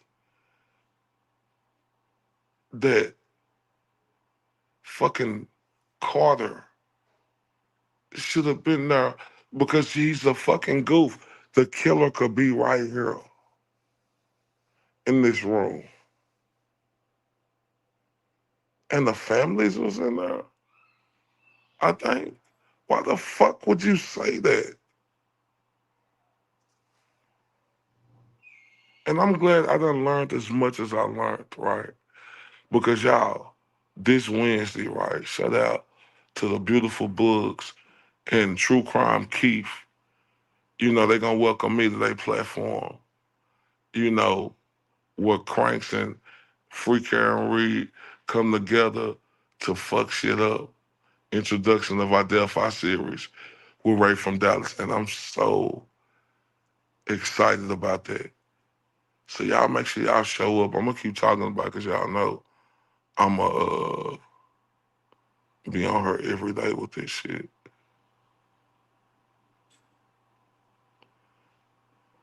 Like, this break my heart, y'all. That's what I'm saying. I ain't worried about no drama or nothing that's nothing. Because when I think about Richard Allen and not what he, you know, if he was going, the everything, and he's locked up for nothing. We need to get him for, I think about the GOAT.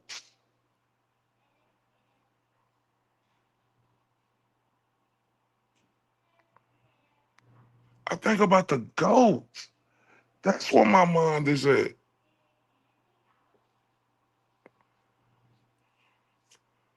Right, man, facing 100 years for corrupt motherfuckers, man.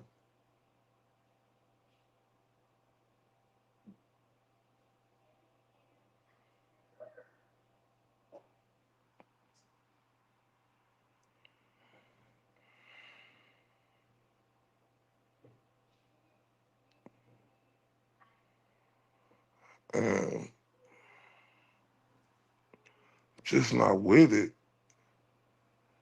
I don't care, like, man, everything has been proven.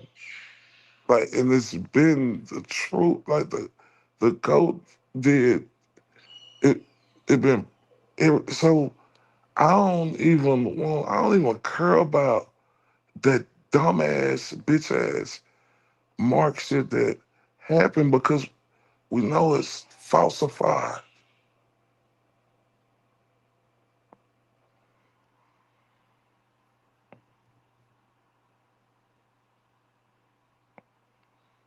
Yeah, the GOAT was just asking questions.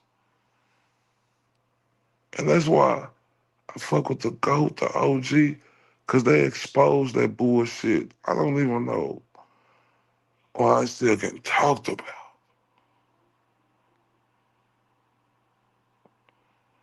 When Richard Allen is locked up, the GOAT got this shit he going through. Why all this other shit going on, man?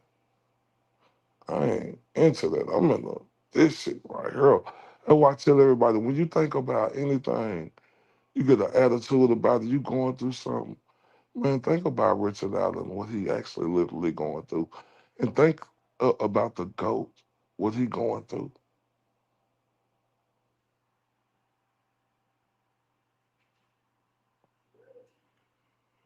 That's why I say this community made me a better person because, see, my energy is in to attacking the real shit, not the bullshit. Because it ain't necessary for.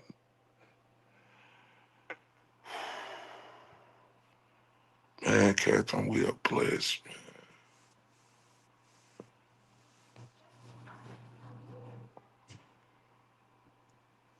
Like I said, like when,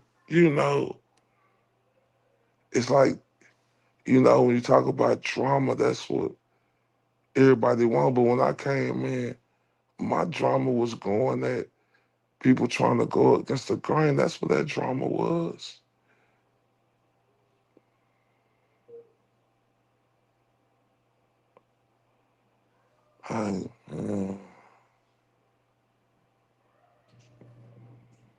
Like I said, like I said, I ain't with no drama. I ain't getting into it. I ain't nothing. I'm about fighting for this injustice and corruption. That's where I'm at. Because we know how quickly, we know perception is real. Even though I ain't doing nothing, just the perception could be a big deal with name getting still in the mix of just something that don't even matter.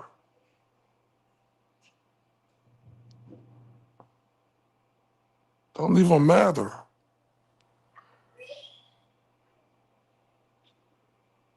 But, it ain't that, and you gotta look at, I ain't even focused on that. But if it instead of getting brought up when it don't matter, then I'm in it.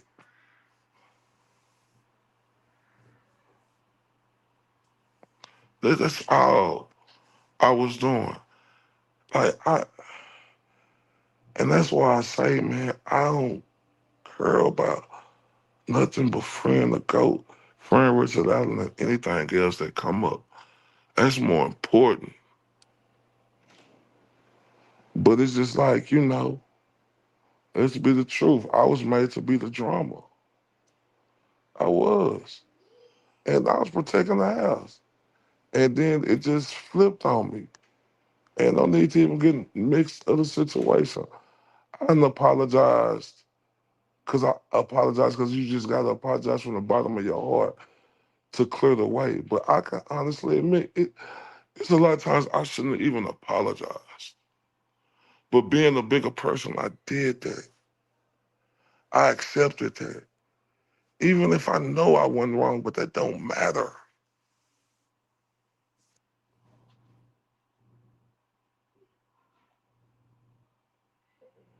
Let's continue, y'all. No. All right. Polygraph exams, we kind of talked about this yesterday.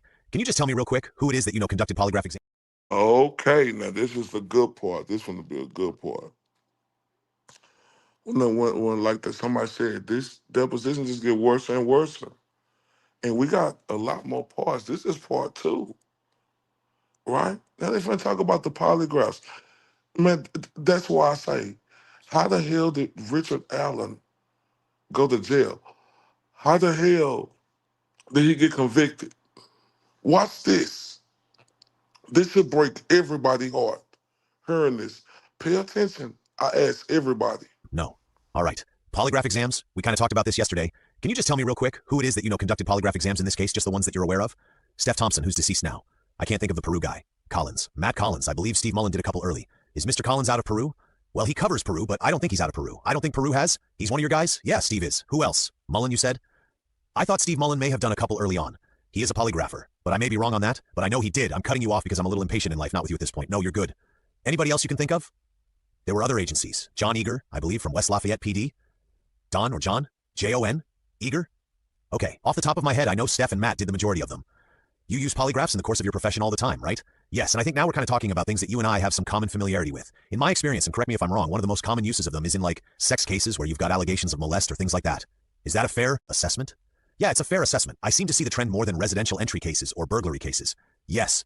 Let me put it this way. Do you agree that you use those exams in cases of significance? High crimes? Yes. On a consistent basis? Yes. And one of the reasons why you use those exams is because you're trying to determine whether or not somebody is being truthful or dishonest with you? Yes. And when you rely on those to the extent that you believe the accuracy of those, or I should say the results of those, are reliable in a courtroom. Yes. I mean, in other words, you're willing to administer a polygraph to somebody, take that result, walk into a courtroom, and have your prosecutor offer it up to a jury?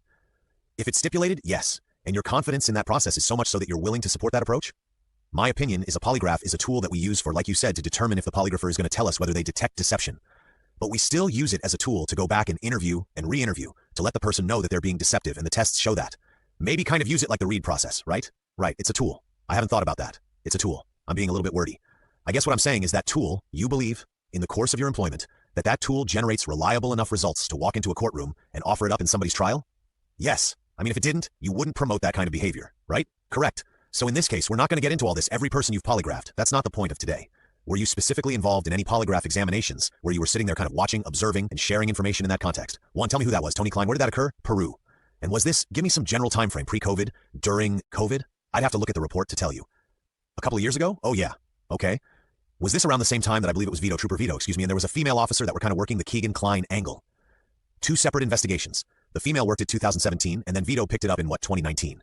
So, it would have been after. Keegan Klein was polygraphed earlier in 2017. Tony wasn't polygraphed until later. The only humor I've gotten out of this case in its truest sense is Keegan's first name. Do you know how he got that first name? It's irrelevant. But do you know? Do you want me to answer it? I'm just asking. It's a waste of time and money and the taxpayers. But yeah, I know. Okay, if you'd like me to answer it, I didn't know if there's any truth to that. I didn't know either. It's kind of interesting. It's weird. It is weird. So, with the polygraph exams, that's the only one you participated in? The exam with Tony Klein? That I observed partial? Yeah. What was the result of that? He passed. Was his passing that exam enough to convince you that he was not a part of this particular act or crime? No. We'll get back to that later at some point. Are you aware of any other polygraph exams in which you, I'm going to say, were involved with, even if maybe you weren't physically there? That you participated in during the investigation? You watched them? You had meetings about them? I mean, as a supervisory capacity, I was told about a lot and updated about a lot of polygraphs, so I'm aware there were multiple. It's probably not that great of a question. Let me try and rephrase it. Did you watch any other exams? Like actually sit down with popcorn, so to speak, and watch the videos? Of the exams themselves? Yeah, I've watched some videos of exams, yes. Okay, but I wasn't there for the exams. Yeah, I understand that. Do you remember which ones that you watched in particular? Keegan Klein's first polygraph in 2017. I think that's the only one I've watched. Others were just, they would tell me about it. Just getting reports? You're shaking your head yes? Yes. Were there any times during this investigation where you had recommended seeking an arrest warrant for someone other than Richard Allen? No, I don't think so. What about any other law enforcement officials on your unified command, or an extension of that? No, I don't think we got to that point, no. I think I covered kind of what's ongoing with you earlier. You think this may be a good time to take a break? I'm getting ready to do that. I just wanted to make sure because I have other questions I wanted to ask. I just want to make sure I've got the basics covered here. Yeah. So this build-up is sensational, right? Because you got to understand, this dude who is deposing this scumbag is just like cutting knives through him. Peru? Oh, so you was available for the one in Peru with Tony Klein, and he passed.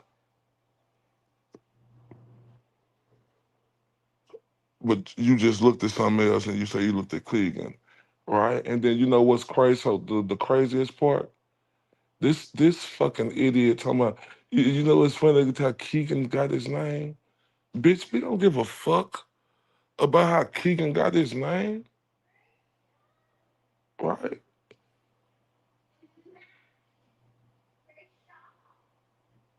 And then he's, yeah, listen, y'all.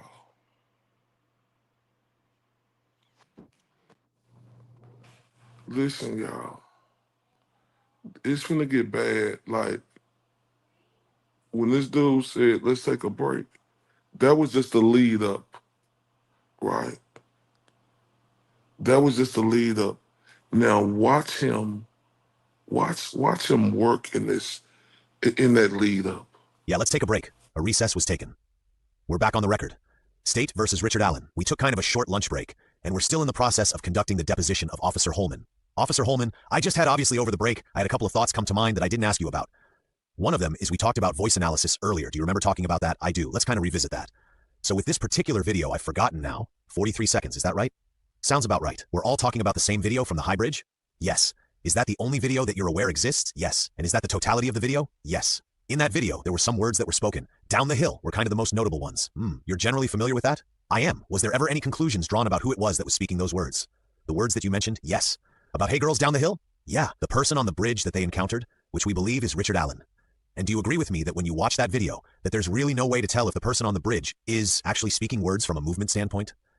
On the video? Yeah, that's correct. I mean, just to make sure we agree generally on the facts, you can't see his mouth moving or the person's mouth moving or whatever, right? That's correct. When he talks, the video is pointing toward the ground. Was there ever any discussion about the possibility that that sound could have come from somebody else? No. Nobody even thought about that possibility, at least in the context of your unified command meetings? No. So you were just making the assumption that that sound came from that particular individual? I think a realistic view would be the person that encountered them during that. Like you said, it was only 43 seconds, so there was no other person in that immediate area that we're aware of. Was Ron Logan a suspect in this case? Yes. And is it fair to say that there was a collective approach to investigating him as a suspect? In other words, all the agencies were participating in that?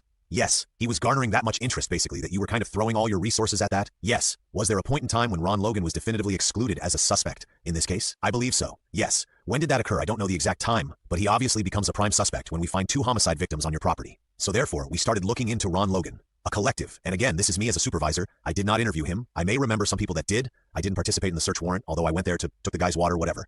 But what I remember being briefed on was, Ron Logan went that morning around 11:53-ish to drop off trash at what they call the transfer station, which is the dump. And he was there about 5-10 minutes, went back to his house around 12, we believe. Later on, I'm unclear if he actually called a cousin or the cousin actually came over, but a cousin, I don't remember his name off the top of my head, came because Ron Logan was, I believe, HTB or driving while suspended.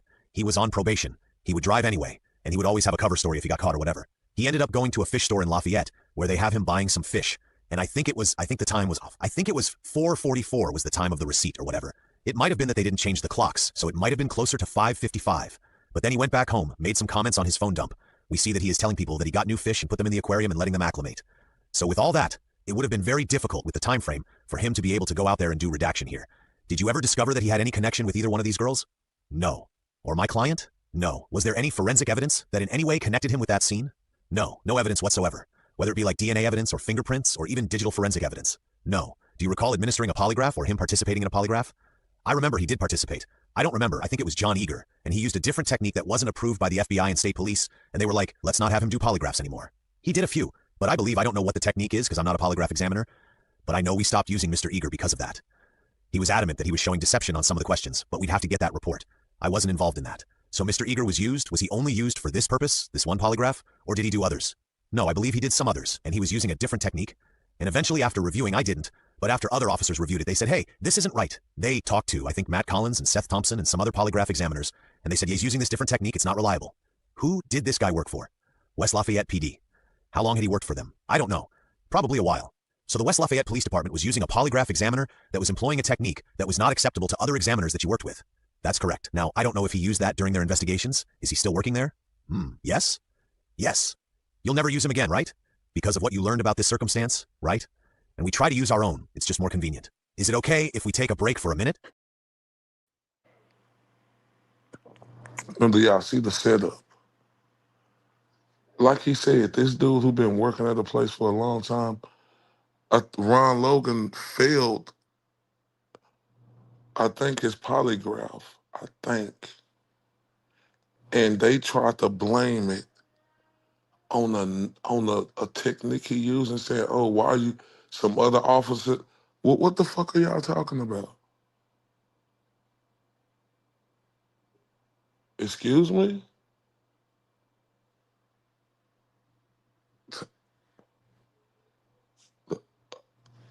Do y'all understand how they just laying this out and setting it up in their own way, but he was doing other stuff and they want to say, oh, he did these other polygraphs? Oh, check it out. It gets worse. For a minute? Yeah, off the record. So this gentleman conducted other exams in the case, and there became a point when you were concerned about the technique he was using. So essentially you chose not to use him anymore? Yes. I mean, some people would say he kind of got fired, but he's still working for the Lafayette Police Department? Right. So the results that you were getting from the exams were apparently raising some suspicions about the technique? I'm not sure exactly what raised the suspicion about the technique, but I think it was a new technique that he learned. I don't know the specifics. All I know is after some other officers reviewed these, they brought it to our attention. Okay, now let me stop it right there. I'm sorry, I'm gonna play it again. He said he don't know what he was doing. He don't know the specifics. So hold up, if you don't know the specifics, how did you just block the polygraph he did? It makes no sense. Y'all, this is the worst case I've ever seen. I'm sorry. For a minute? Yeah, off the record. So this gentleman conducted other exams in the case, and there became a point when you were concerned about the technique he was using. So essentially you chose not to use him anymore? Yes. I mean, some people would say he kind of got fired, but he's still working for the Lafayette Police Department? Right. So the results that you were getting from the exams were apparently raising some suspicions about the technique? I'm not sure exactly what raised the suspicion about the technique, but I think it was a new technique that he learned. I don't know the specifics. All I know is after some other officers reviewed these, they brought it to our attention, Unified Command, and said the FBI and the state police recognized wasn't a proper technique and asked us not to use him anymore. And we agreed, and Unified Command agreed that we weren't going to use him in that capacity. I don't know if he did a couple after that, or before. I don't know how many he did, but we could definitely find out. I just don't know. So presumably then you would have called Ron Logan and said, hey, we need to do this again, because we just went through this and our technique wasn't appropriate.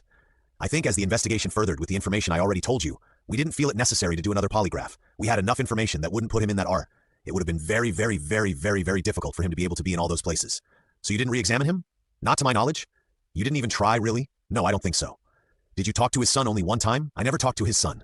Jay Harper did. Your team? We talked to him multiple times. Were there any lay witnesses that communicated to you that they felt that Ron Logan was responsible for this, to the extent that it had some substance to it? I know there might be some in Georgia or Alabama or Utah or something. We had tips on him, but it was a general tip that we got on a lot of people. He looks like him, sounds like him. That was pretty much it. When you were comparing Ron Logan's movements with the circumstances at the trail, you concluded that essentially he had, I'm going to say, an alibi for your time frame? Yes. Do you agree to the extent this could have happened later in the evening, that he actually was out at his property during that time period? I think all the evidence indicates it happened between 2:30 and 3:30. Well, I'm talking hypothetically. Hypothetically, if it happened at night, then yes, Ron Logan could have been there. Was there anybody that was able to account for his whereabouts at that time? No, other than his phone data showed him at home. He lived alone, right? He lived alone. So he didn't have a wife that said, oh, we were watching some sitcom or Netflix or anything? No, he did not. Did anyone that either knew Ron Logan or was a family member of Ron Logan tell you or your team that he was a violent man, that he had violent tendencies? I don't know a family member. I know there were some ex-girlfriends, if you call them that. That said that when he was drinking, he would become verbally abusive. I don't know if those ever got physical, I don't recall that. But we did have some information that he had a little mean streak in him. Yes. What about guns and knives? Did he own guns? He did. Actually, we did 2 search warrants. So initially when this happened, I know it was a Detective A.J. Smith from the state police who was looking into him driving, and he was on probation. So we did a probation check and we took quite a few guns. None of them matched the caliber or make that we believe expelled that round. What about knives? I don't recall him having a lot of knives, but I'd have to look. I believe there were, but I'd have to check. I know that we took some long guns, I can't remember handguns, but I do know from the briefs that nothing matched what we were looking for. Did you know Ron Logan to be associated with any extremist groups? Ritualistic type groups? Anything like that? No. Whatsoever? Not to my knowledge, no. Keegan? Okay. Now look how fucked up this is.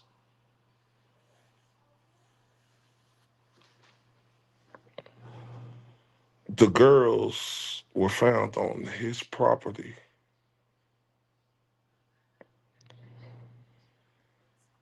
Like Classic just said, his phone pinged.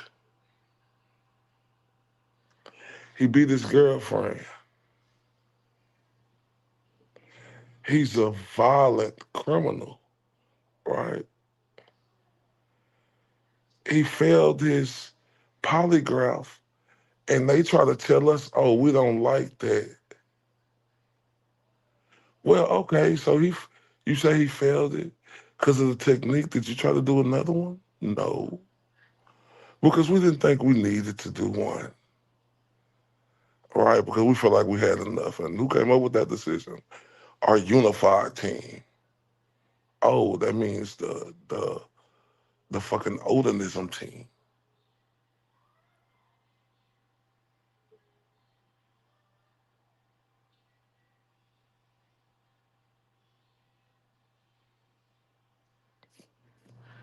This cut, these guys who are together, like they said that the polygraph said, and you ain't gonna try to do it again? Yeah, unified cabal. You ain't gonna try to do it again?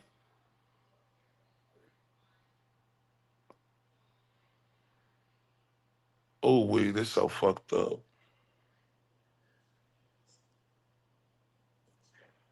And it is so damning.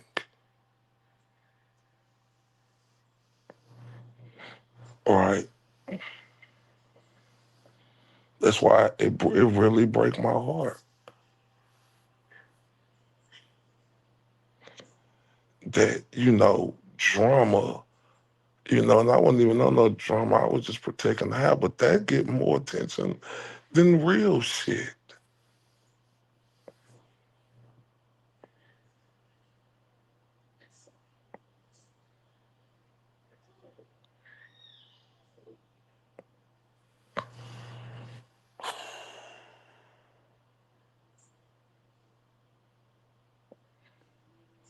Man, they didn't even try to do a test with this dude again, who the girls was found on his property. And like they said, his wife was the only one to, yeah, she did.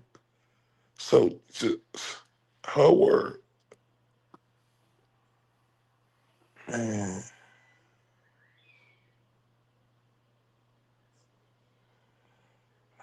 I couldn't get people to share the drama when I'm protecting the house, but you can't even get people to share the real shit.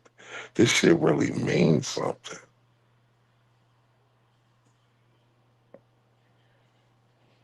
So I'm not associating with no drama. The world is bigger than that, man.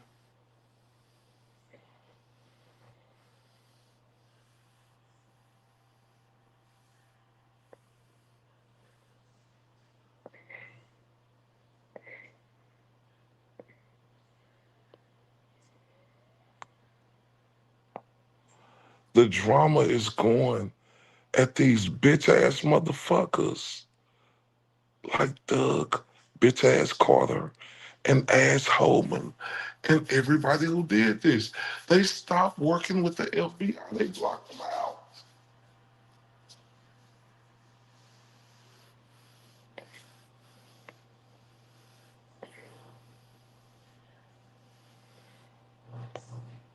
Because they didn't want to put no respect on the FBI name.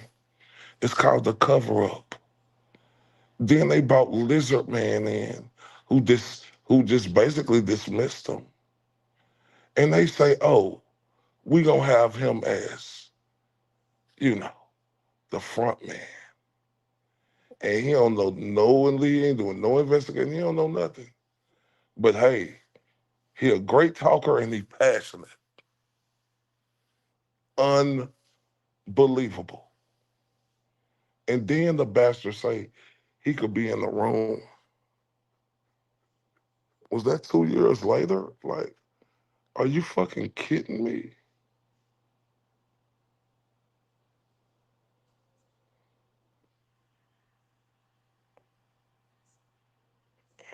Something, is this world? Like, this shit changing me, y'all. This corruption and injustice, in this case, right, like it's changing me because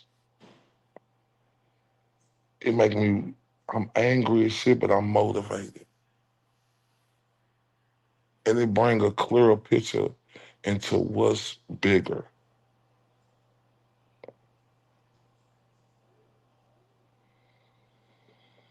I just pray my name just to stay out of it. I'm on injustice and corruption, you know.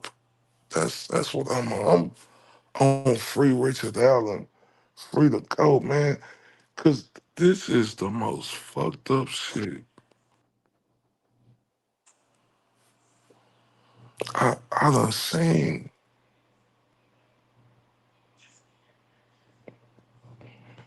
And I'm not just, I'm just so bewildered and my heart hurts for this guy. No, I understood what you meant.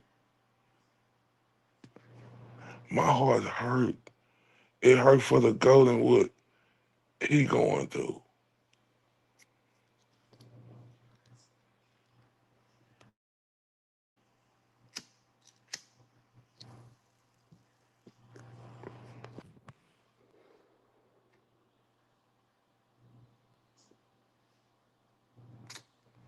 Man, I just appreciate the people who really,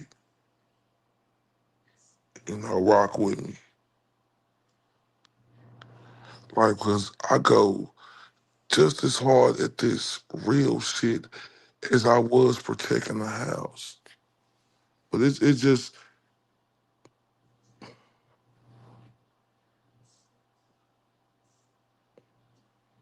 no, I just, everything has been proven.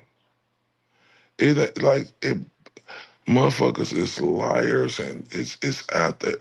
Like, and it's just, I just hate getting caught up in that because it ain't even about that. It's about this.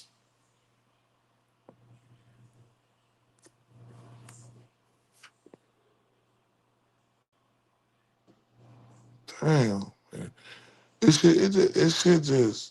It break my heart for Richard Allen, man. And the GOAT and everybody else who is going through this right here. Like, this is, they are who the attention should be.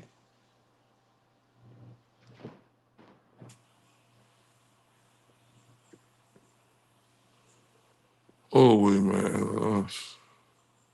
Let's continue. Keegan Kline, a man that's fresh, a human that's fresh on everybody's radar. Was he a suspect? Yes. And is he still a suspect? I think he's suspected of communicating with the girls, like I said, but the evidence through our investigation indicates that he was not in the area during the time of the homicides. And was he kind of like Ron Logan, another person, where there were considerable resources from all of your agencies that were directed toward him? Yes. Did Keegan Kline ever admit that he actually participated in this crime? I mean that he knowingly, willingly played some role in this crime? Yes. Tell me what that admission was. He admitted to setting up a meeting with his dad and a guy in Delphi initially. He changed his story and said that it was him and his dad. And he said that he rode over to the bridge, and his dad went to meet the girls, and he stayed in the Jeep. I believe it was a red Jeep, which we located, searched it, didn't find any evidence indicating anything that Keegan said. He also said they threw some items off the bridge. We searched the bridge, we found no items. We had used every investigative technique that we could to try to find evidence indicating that he was involved, and we could not, other than he admitted to being Anthony O'Shots and communicating with the girls and setting the meeting up. Do you have any doubt in your mind that he was Anthony Shots? No, kind of alter ego or whatever phrase they use in pop culture these days? No, no doubts. In fact, he was basically in some ways kind of admitting indirectly to some of that recently in Miami County, right? Yes. Was there ever a time when you definitively excluded him because of an alibi? No. It's kind of an odd question because he's not giving you an alibi, he's saying he's there. But I assume you were working the reverse angle to vet his credibility? Right. That's why I asked the question, right? I understand your question. So the reason that we eliminated him from actually being at the crime scene is because we know he didn't ride with his dad on the route that he took, because the video shows. We also know that he is actively downloading child porn on his phone at a residence in Peru during the time that we believe the crimes occurred. So you have some digital forensic evidence that he was active on the computer or his phone, you said, at the time that you believe these things occurred. During the time frame that we believe these crimes occurred, yes, he was actively using his phone. Do you know the location of the phone when it was being used? Yes. Is this through the geofencing technique? Forgive me if I'm misunderstanding you. The question is, do you know the location of the phone? Yes. When he was actively using it? Yes. Where? Okay, y'all. I just need to start that over. I want y'all to really listen to this. Listen to it. Listen to it. Keegan Klein, a man that's fresh, a human that's fresh on everybody's radar. Was he a suspect? Yes. And is he still a suspect? I think he's suspected of communicating with the girls, like I said, but the evidence through our investigation indicates that he was not in the area during the time of the homicides. And was he kind of like Ron Logan, another person, where there were considerable resources from all of your agencies that were directed toward him? Yes. Did Keegan Klein ever admit that he actually participated in this crime? I mean that he knowingly, willingly played some role in this crime? Yes. Tell me what that admission was. He admitted to setting up a meeting with his dad and a guy in Delphi initially. He changed his story and said that it was him and his dad, and he said that he rode over to the bridge, and his dad went to meet the girls, and he stayed in the Jeep. I believe it was a red Jeep, which we located, searched it, didn't find any evidence indicating anything that Keegan said. He also said they threw some items off the bridge. We searched the bridge, we found no items. We had used every investigative technique that we could to try to find evidence indicating that he was involved, and we could not, other than he admitted to being Anthony Schatz and communicating with the girls and setting the meeting up. Do you have any doubt in your mind that he was Anthony Schatz? No, kind of alter ego or whatever phrase they use in pop culture these days? No, no doubts. In fact, he was basically in some ways kind of admitting indirectly to some of that recently in Miami County, right? Yes. Was there ever a time when you definitively excluded him because of an alibi? No. It's kind of an odd question because he's not giving you an alibi, he's saying he's there. But I assume you were working the reverse angle to vet his credibility? Right. That's why I asked the question, right? I understand your question. So the reason that we eliminated him from actually being at the crime scene is because we know he didn't ride with his dad on the route that he took, because the video shows. We also know that he is actively downloading child porn on his phone at a residence in Peru during the time that we believe the crimes occurred. So you have some digital forensic evidence that he was active on the computer or his phone, you said, at the time that you believe these things occurred. During the time frame that we believe these crimes occurred, yes, he was actively using his phone. Do you know the location of the phone when it was being used? Yes. Is this through the geofencing technique? Forgive me if I'm misunderstanding you. The question is, do you know the location of the phone? Yes. When he was actively using it? Yes. Where? It was at his residence in Peru. How do you know that? Through the forensic evidence. I was told that they could find out through phone records that it was being actively used in that area. With the I can't explain geofence data dump. I know. I was given a report orally, not a written report. There is one, but I was told that he was on his phone in Peru at his residence. Did you go back to Keegan Klein after you learned this information and have another communication, a meeting with him? Yes, we did. What was his explanation for your findings? He had no explanation for it. Did he continue to acknowledge his responsibility for part of this? He changed his story quite a bit, but yes, but it was consistent in that he said he was there, that his dad did it. Did he ever ask you specifically for any consideration, as we say in the business, in exchange for the information he was giving you? He wanted to be put into the witness protection program. He never asked for any consideration like you're talking about, like as far as plea bargains. I think there was some discussed, but he didn't give us any information that we could verify. But he was wanting basically to give this information to get put on a witness protection program. There was no agreement between you and he or his representative that if he sat and talked to you, he was going to get ABC in return, not me. The prosecutor might have made, you're talking about Sinkovics? No, Prosecutor McClelland. He probably communicated with Jeff Sinkovics. Do you know that? I know there were communications, but I don't know of any pleas, deals that were struck, right? So at the time that your team sat down with him and talked to him, you're not aware of any deals that were made that he would get something in return for providing information, whether accurate or not accurate? No. Why are you kind of hesitating? At one point I know the prosecutor was going to offer him immunity, but I think that's different from what you're asking. That's why I'm kind of hesitating. As far as, hey, if you communicate, we'll give you this many years, or whatever, I don't think. I wasn't involved in any of that. Now that he's in jail, has there been any, well, now that he's convicted, has there been any attempt to reach out to his legal representatives to forward your investigation in any way? Not yet. You think that still possibly may happen? Yes. Why is it that you would want to do that at this point? I think you always want to give him a second chance, or in this case maybe a fifth, sixth chance, to be honest, and make things right if he knows anything. So the idea is he's been sitting for a while now on this other case, and he might come up with a different version, because he's seeing the world differently now? Well, I think his world has changed. He was in luxury Miami County, and now he's in a correctional facility, which is obviously different people there. I don't know what goes through their minds when they get there, but I think he knows it's for real now. Maybe if he does have any information, do you know if he's filed an appeal in his case? I do not know that, no. Do you know where he's C? Regional. Let's talk about...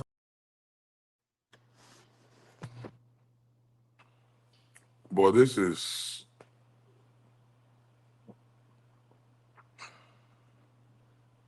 overly disturbing. Overly. I mean, you just got to be kidding me. You got to be kidding me.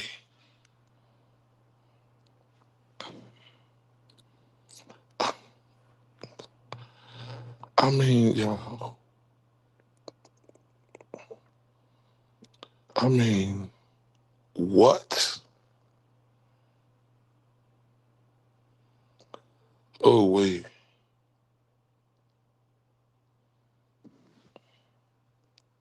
Oh, wait. Oh, wait.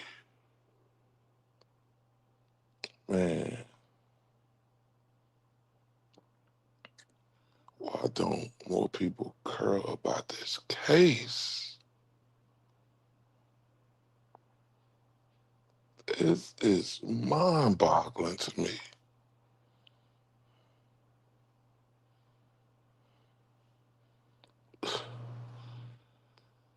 Man, yeah, this is worse than Karen Reed case.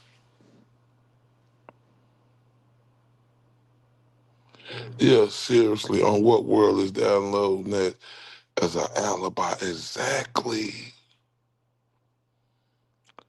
Man. And then he say he been sitting down for a while. Really? This dude was contacting them girls as that name. And they know that.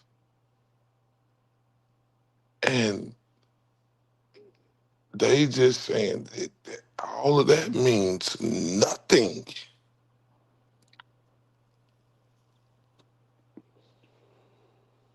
Oh, y'all. I am out of my mind.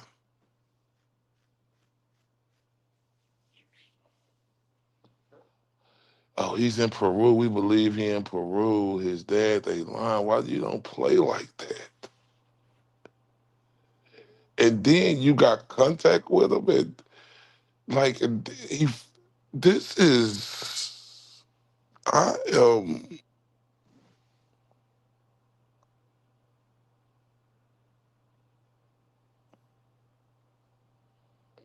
Oh wait, oh wait,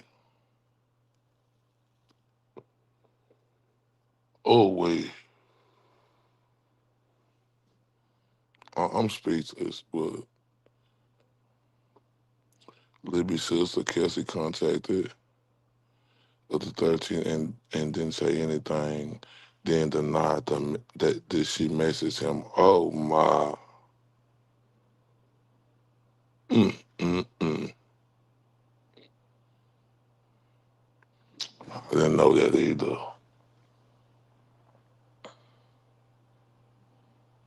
Mm, mm, mm.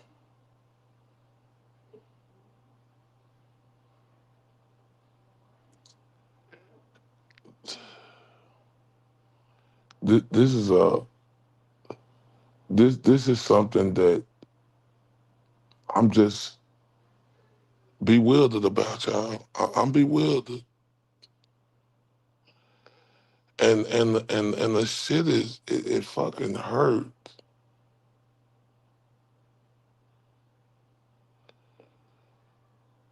when you covering real shit and people don't give a fuck. But when you going, that's what they care about more. And this dude is suffering. This is it. Just sick of like what I can't. I am. Oh, this done shook me, y'all.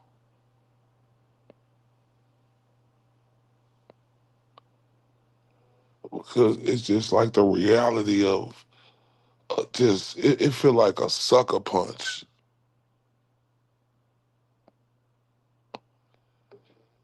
That it was more tension when you do drama and not the real shit, and you just as passionate as about this shit. I am bewildered, man. Cause I really mean this shit.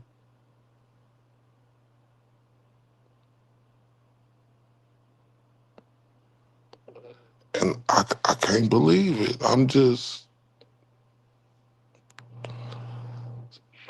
it shit just hurt my feelings. But shit, I guess I'm just one person. And shit, it really hurt my feelings, man.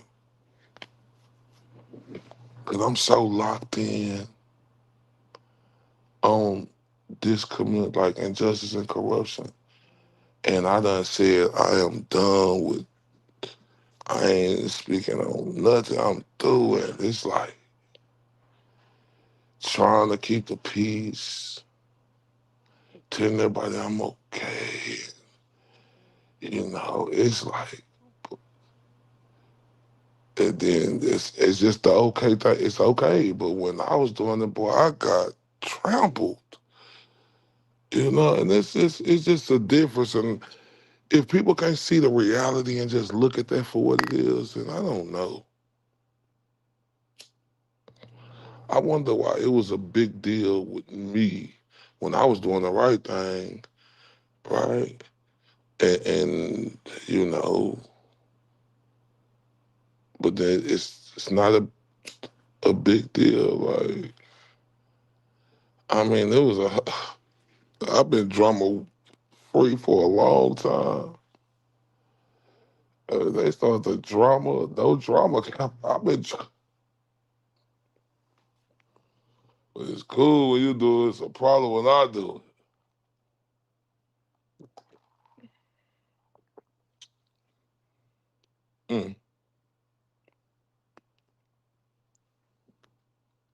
No, I don't. I don't. Catherine, I don't even pay attention to nothing. Nah, it ain't. I don't. I don't care about that other or nothing. Like I'm focused on what's real,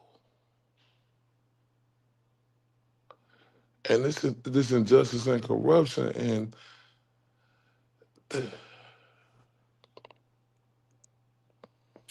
oh, let's go to this next video. And I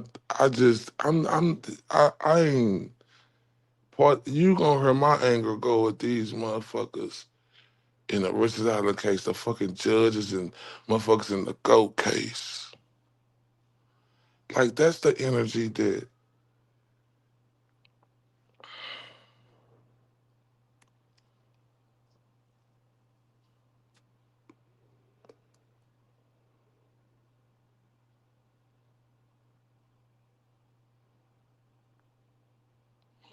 yup.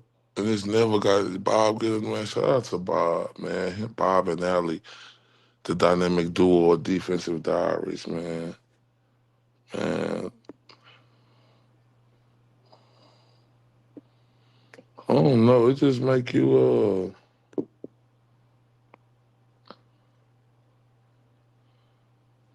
it just make you just see, look at shit different.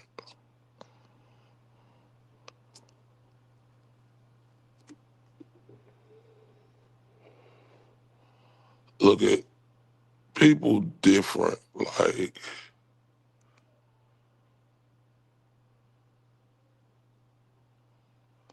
yeah, on the corruption, like, man,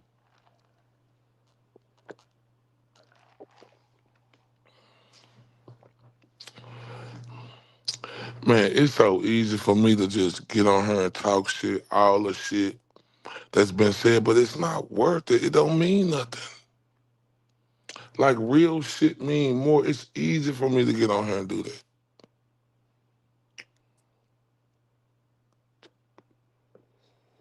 But I see it like people support drama. They don't support real shit. I don't understand. And I'm not saying everybody, right? Because I know the people who do. I'm just talking about, like, it's just crazy to me. Well, I don't give a fuck. My drama is with injustice and corruption. I don't give a fuck about the outside noise. That shit don't mean nothing,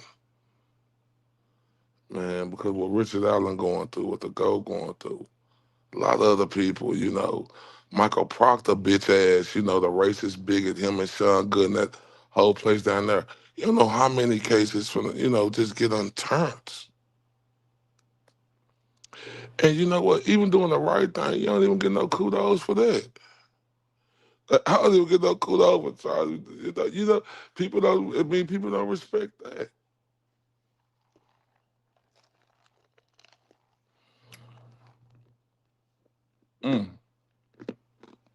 Mm, mm, mm. Mm, mm, mm, mm, mm.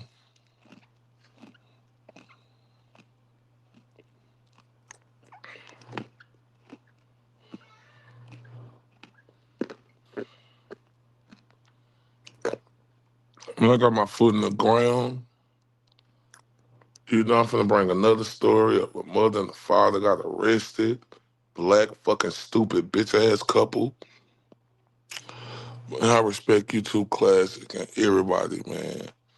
And I'm finna you know, because the baby was dead, but the baby had been dead for a month. So that's a new case I'm finna present. Damned if you do, damned if you don't. That's crazy work.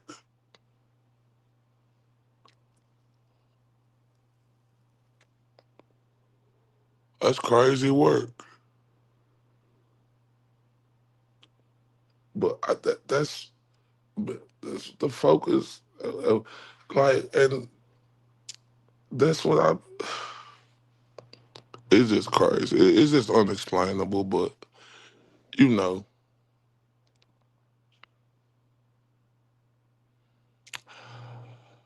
Let me just go to the next clip, y'all.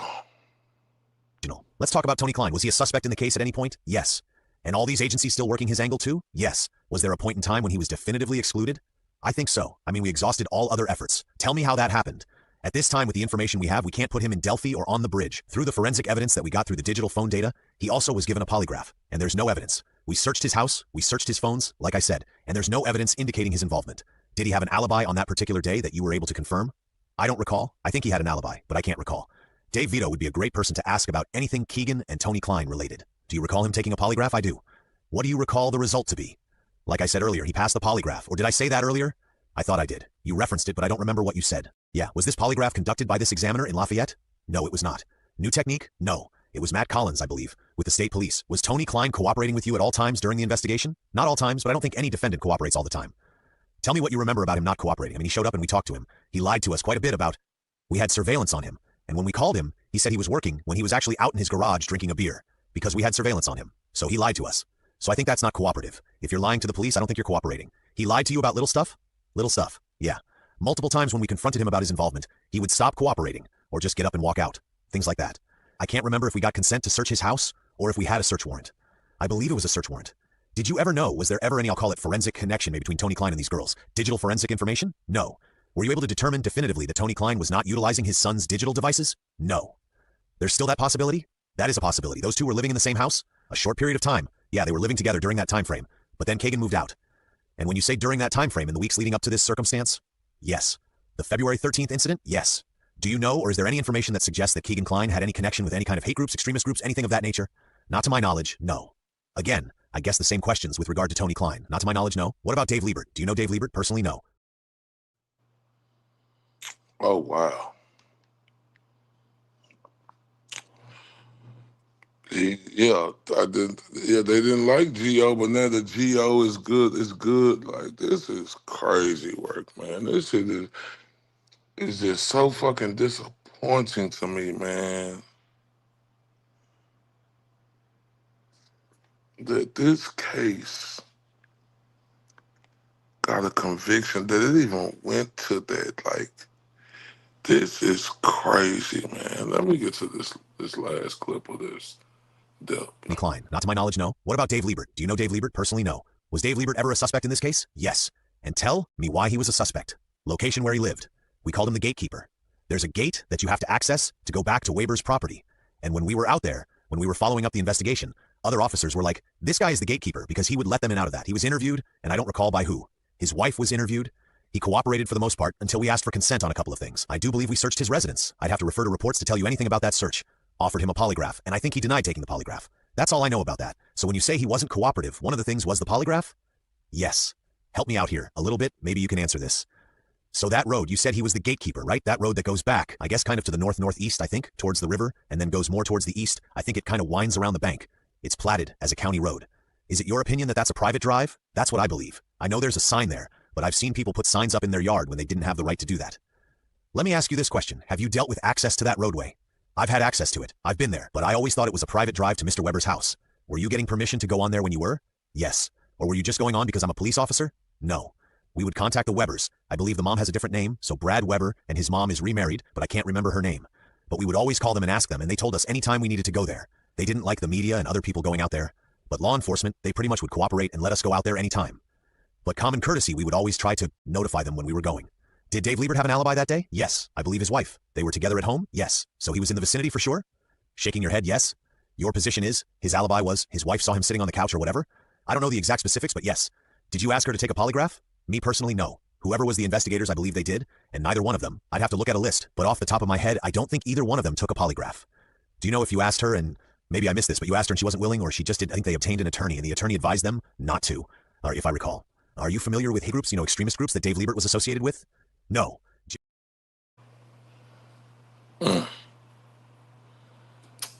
Uncooperative. I give him a pass.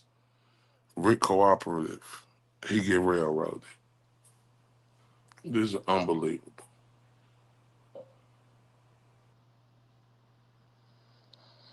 Whew. This is unbelievable.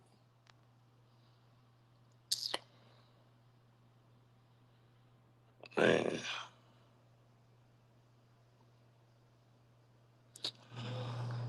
Oh my man. This break my fucking heart, man.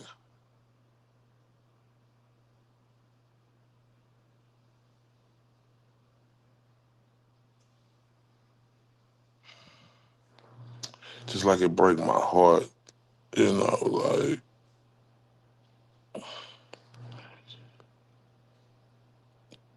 drama versus real shit, like, but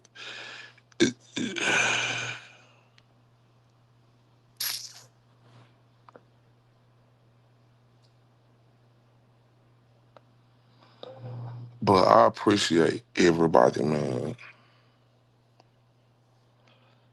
I appreciate y'all. Like the people who rock with me for real, I really appreciate y'all. And I'm not gonna stop. Like, I'm not. I just, it just wake you up, right? And it's like, I'm really for this corruption shit. Like, people who've done dirty shit, and I appreciate and love y'all too. To me, I will never associate myself with them. Ever.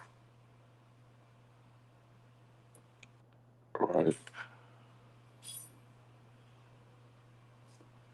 Just, and, well, just know.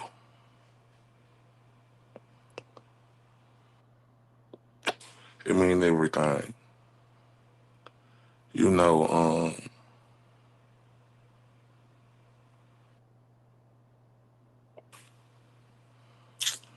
and I ain't gonna stop. I ain't with no drama. You know,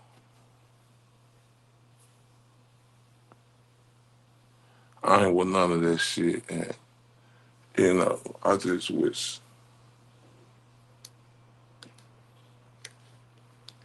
I don't even get like on this side of the community. I don't even get brought up into it. I just ask humbly,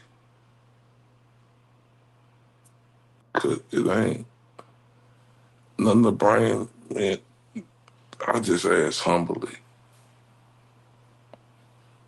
Nah, I ain't gonna never stop Caratine ever. Nah, it's just you go through you gotta go through it to get to it. That's just what it is. I just, don't want my name to get mentioned in the drama, like this I know what it is, like who cares, right? And it just names stay in the mix. And I'm not saying nothing.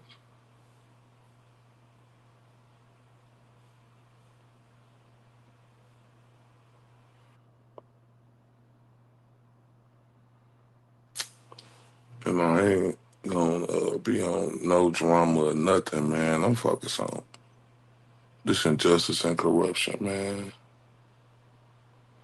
There were rumors that Libby wanted to move in with her mom. Found the video. Ooh, I can't wait to see that. I can't wait to see that. I'm also playing too.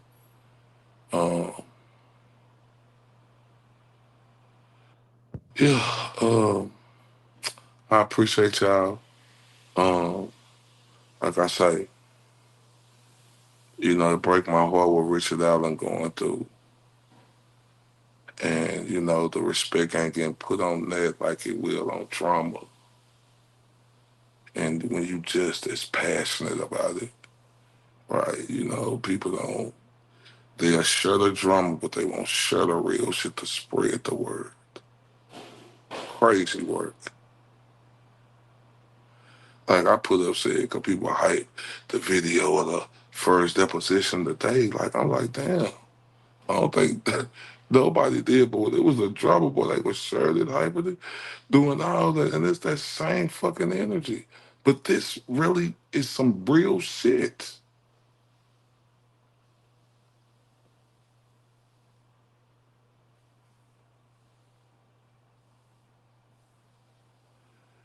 And people understand they walk in my shoes because, you know, hey, you are the one who stands apart, right? And people label you a certain way, but the other people who don't look like you, they could do it and they just get a pass. Crazy work.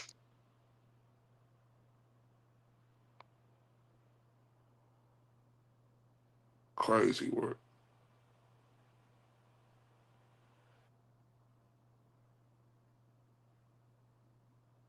Mm-mm-mm.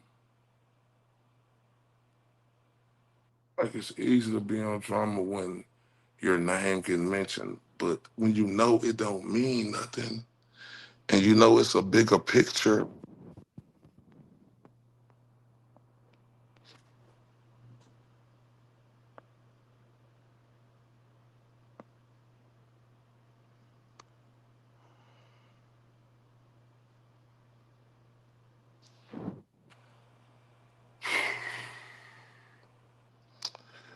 Like I say, but I just wish the community get behind this shit.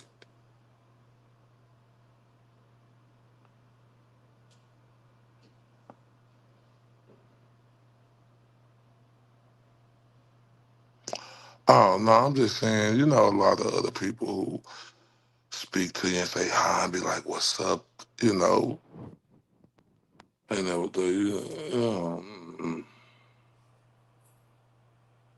I know you always do a cat. It's a lot of people who always do that. And, you know, I'm just saying, I'm just talking about like this is real shit. This ain't no fucking drama. This real shit. And you know, you tell people out here watching it, it's because y'all go pause, y'all share. You go look at the video, you see 2 Cheryls, 3 Cheryls, same people.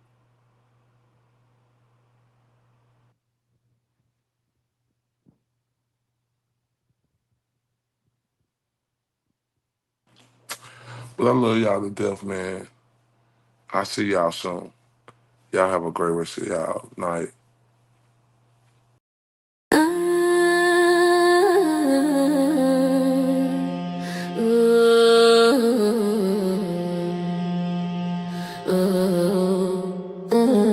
I'm not the one, yeah.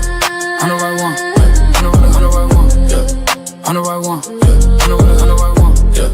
I'm the right one, yeah. I'm the right one, yeah. I'm the right one, yeah.